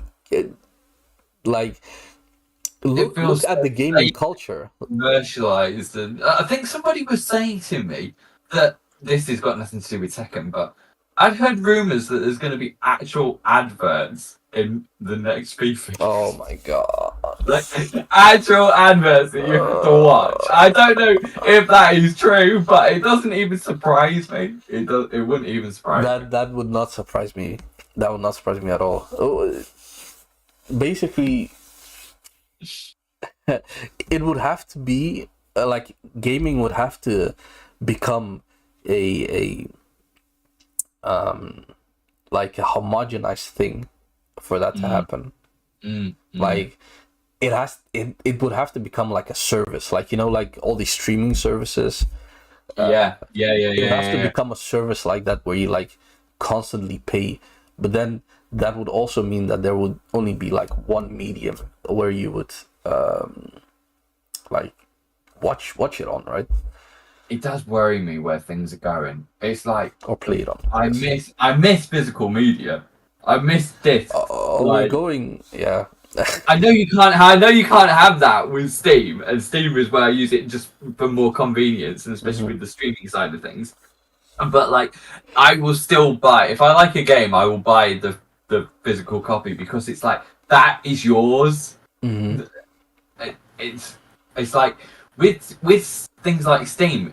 If they, I suppose they can still do it with the servers, but if they don't, they can change things at any point. It's like you don't really. You buy things, but you don't own them. Yeah.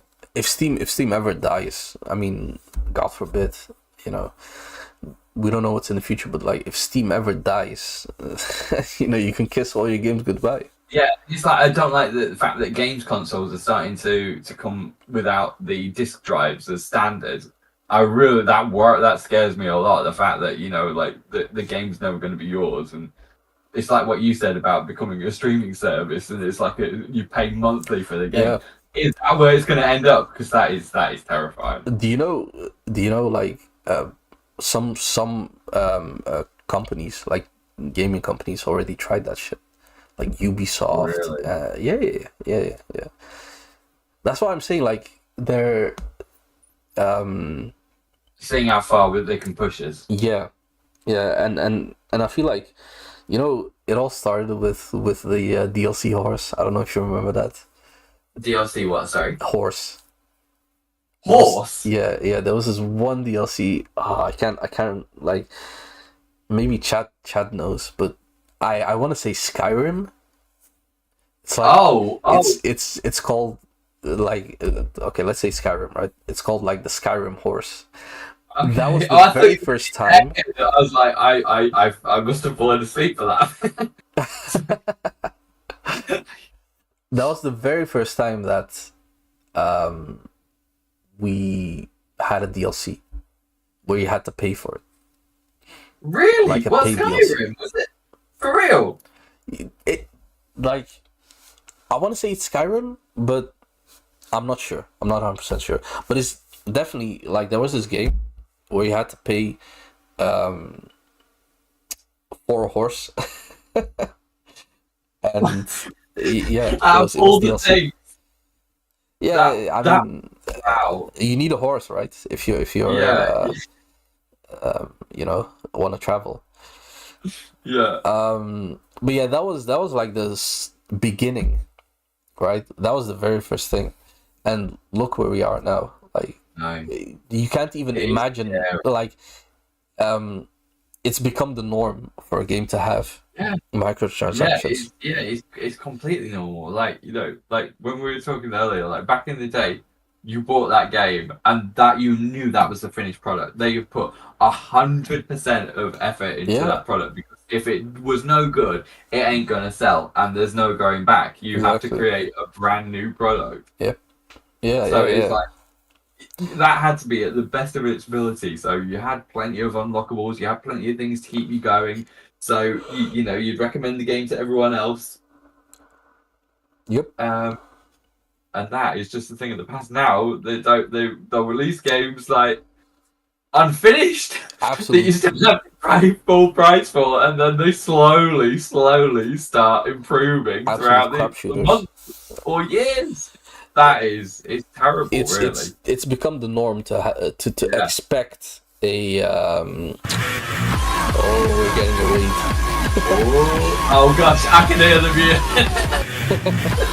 Yo, Star. Yo, Scar. That song was yo. That is the funniest. That is the funniest right. It goes on forever as well. Yeah, this one does. It's kind of iconic, that game now, the same tune. I mean, it's hyper, right? Like, you raided someone and then you hear the song, you're like, what the fuck is going on? The sirens, yeah. Yo, thank you so much for the raid, Scar. Hope you had a great stream. What was I saying?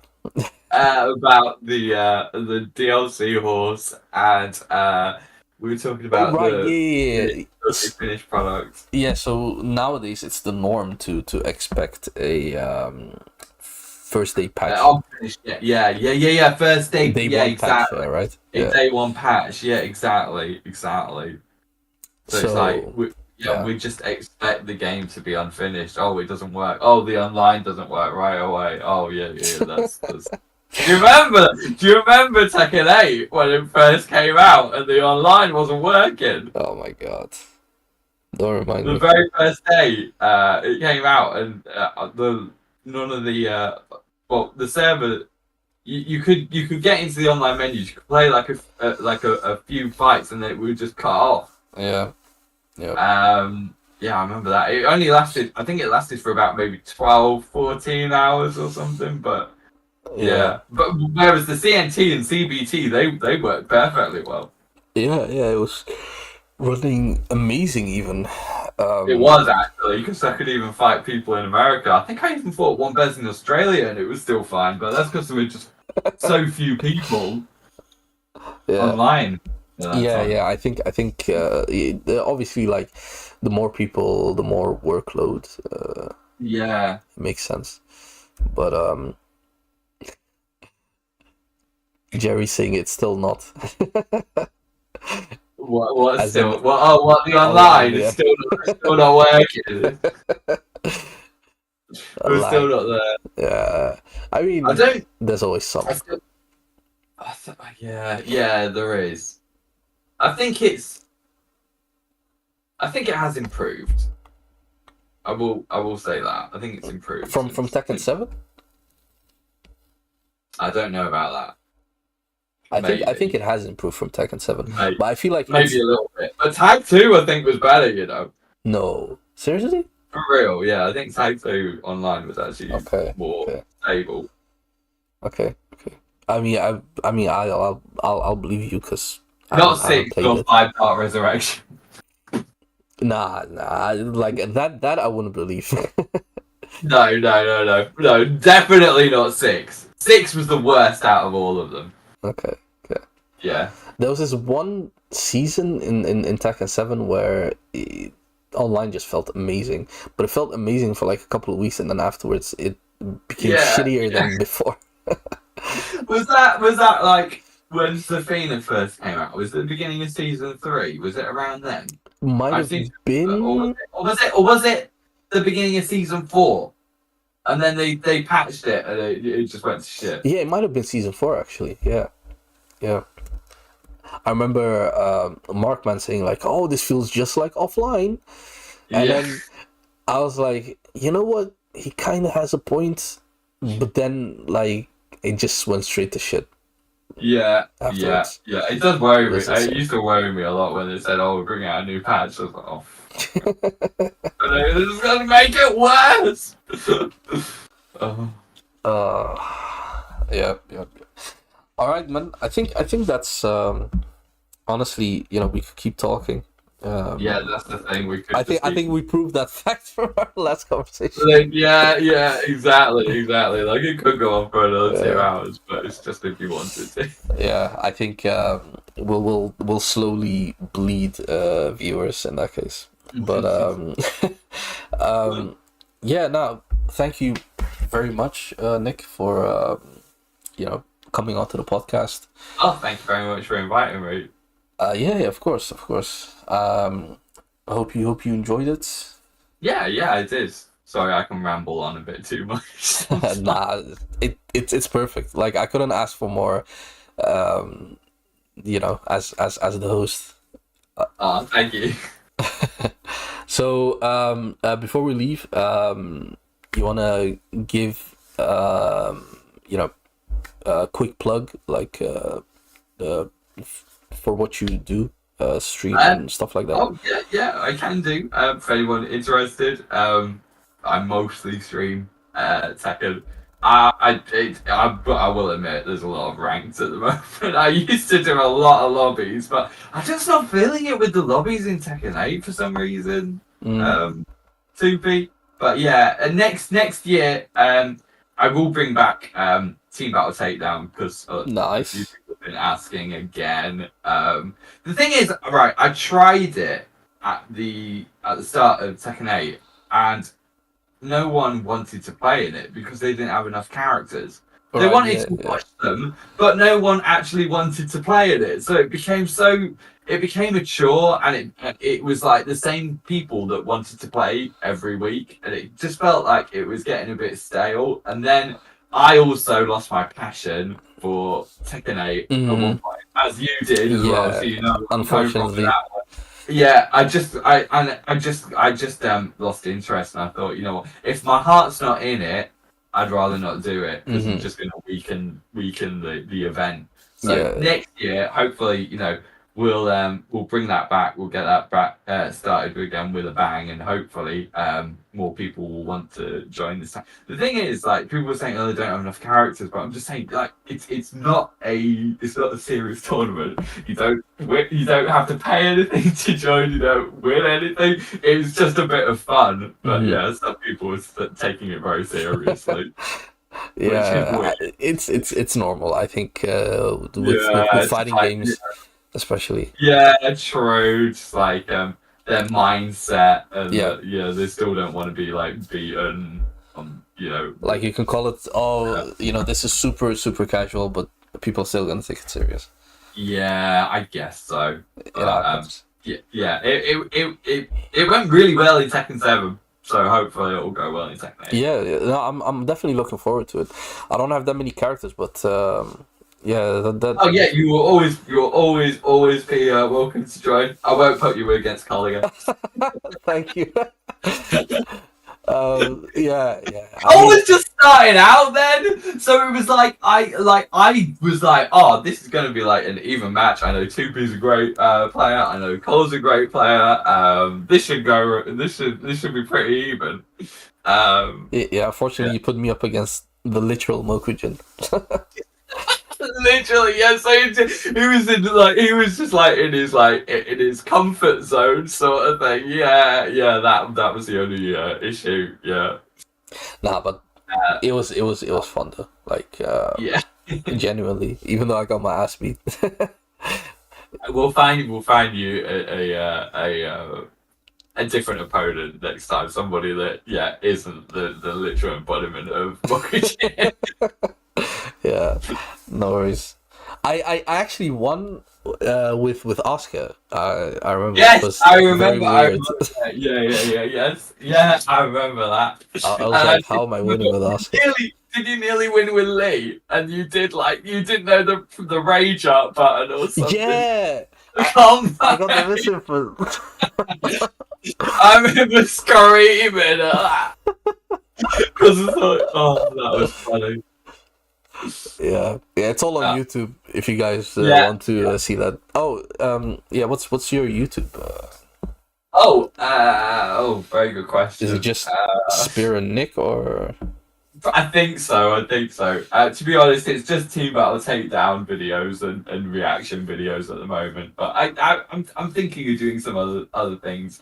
Mm-hmm. Oh, I mean the reaction videos are on point though. I like those. Thanks. They're very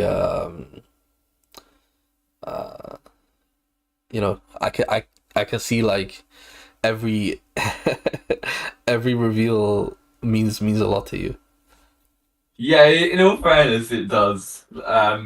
There's only two that I have recorded, but the first one, there isn't an Eddie one, which is a bit weird because I kind of lost a bit of passion for Tekken 8 around the same time that Eddie released. Yeah. So I did record one before Eddie was released, but it was literally like an hour before Eddie became available. So I just didn't release that one, and then the Lydia one, I never really cared that much about Lydia.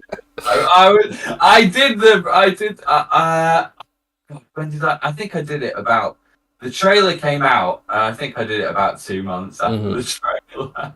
Wait, did you do 2 reactions of Heihachi?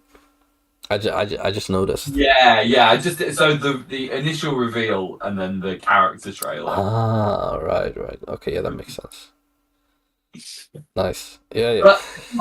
But quickly, that is something that I don't like about Tekken 8 as well. I really don't like that they seem to just spoil everything. I don't like these Tekken talks because they show off too much of the character.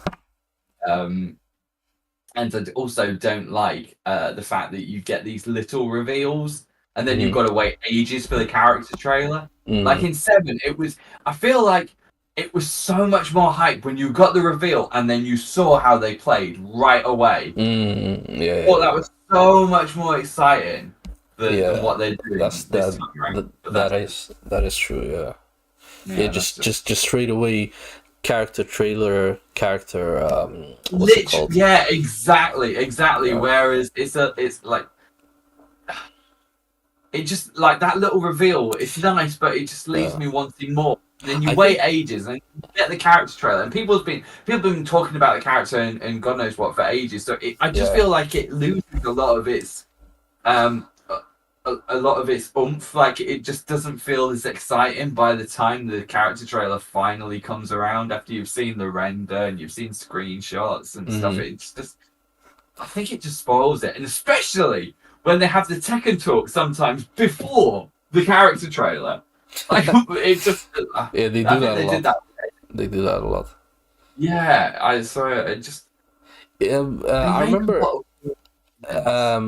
in Tekken 7 they did that with Negan.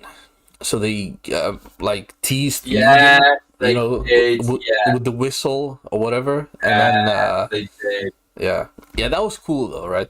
Because that that was a bit different because it's completely it was just different so character. Yeah.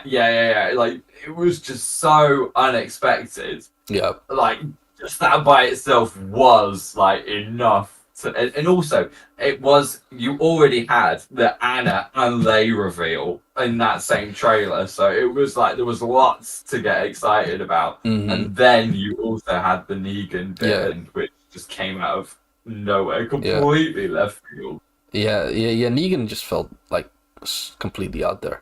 It's insane. Yeah, like when we got that, it was like, whoa, they can put anyone in this game.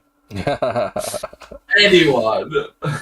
And then I guess it started with Noctis, right? Noctis was already a bit like, huh? Noctis? Yeah. Geese made sense for a guest. A lot of sense. Yeah. Especially since the game started with Akuma. It was like, another 2D character. Whatever. Akuma, yeah, definitely. So yeah, it was like the least surprising of all of them. Yeah, Noctis was a weird one. Yeah, Noctis. I remember especially when he got revealed, people were like, why not Tifa?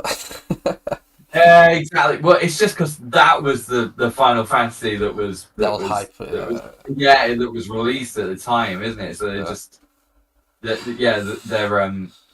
they're jumping on the hype of the latest Final Fantasy. Like the 7 remake had been released around then, there might have been a different story. Who knows? Yeah, exactly. That's another thing. Like, just to close this off, Harada mentioned if like how they choose which character, right? If it's gonna be a guest character, which character it's gonna be, and he said like there's a few different factors. First of all, the character being in the game has to benefit both the franchise where the character is from and Tekken, right? It has to be a mutual thing, which makes sense. And it has to be like a popular character from a popular franchise. You know, like he mentioned a couple of different factors, but those ones, like those two, really stuck out to me. So you know, you always have people like asking for like these dead games, characters from these dead games, or like these characters that were like secondary or sub characters in it. Abstract anime that like is a cult anime that not many people know about. There's all sorts and stuff like that because it's their favorite character. And it's like when he explained it like that, I totally understood it, and he was like, also stop asking us for X character, because if you do, or maybe this was with the original characters, I think he said like, stop giving us ideas for original characters, because if we do, like if you do that, then we are definitely not gonna pick that one. Yeah, because yeah. Or there was sometimes they were like, yeah, exactly, yeah. People would design characters and say, "Can you use this?" And it's like, well, no, because that's your design. yeah.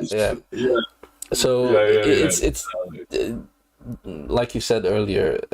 It's nice that he's so vocal on Twitter, because it also gives an like a exclusive insight into what developers absolutely, I think. I am very, very thankful that we do have Harada. Yeah. And then sometimes you just get a history lesson. Like, oh, this happened back in Tekken 2. This happened during the development of Tekken 3. Like, we worked with this and this company back then. It's honestly, like, amazing, all the small tidbits that come from that. Yeah, I do appreciate definitely. that. Yeah. All right. I think we're gonna wrap it up. Is there anything else you want to say, or?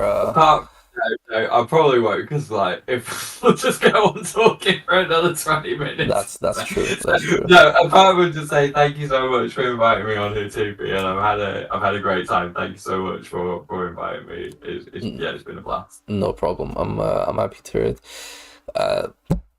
Thank you as well for being here. You're honestly very easy guest to like have, because you know, I'll give you one question and then like you'll go on a tirade. Half an hour later, I'll answer you. It's good though. That just makes it easier for me, and obviously I get to hear your thoughts as well. You're very like well spoken when it comes to that. Yeah. So okay. Thank you. That's good. I have one question for you, and that is: are you planning on streaming tonight? Maybe. I feel the only thing is I feel a bit like almost breathless because we've just been talking so much. So I don't know. Yeah. I might go downstairs, maybe like just grab a snack or like something to drink. I might. I don't know. If it's not within the next hour, then no. But probably not. Not right away, no. All right. Because I just feel like I've been talking a lot, so like Yeah. No problem. Understandable. All right, then. In that case, chat. Make sure to follow him over on twitch.tv/SpiraNick, and sub him on YouTube. Thank you very much. No problem. And I'll see you guys in the next stream, which I'm not sure when it's gonna be, but I'll let you guys know. I'm also not sure who I'm gonna have as a guest next time, but it's gonna be interesting either way. But yeah, thanks for watching, everyone. Thank you so much. I'm gonna quickly before I go make a raid, I think actually this is probably a good thing to ask you. Do you have someone you want me to raid?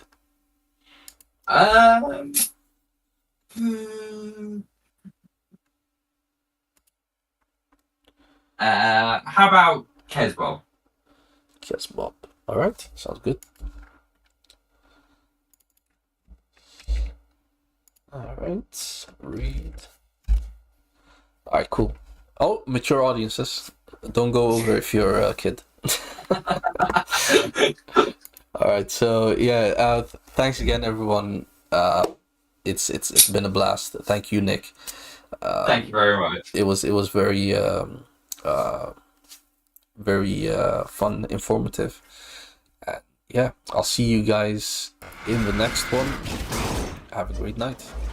Peace out. All right, take care. Bye. Bye bye.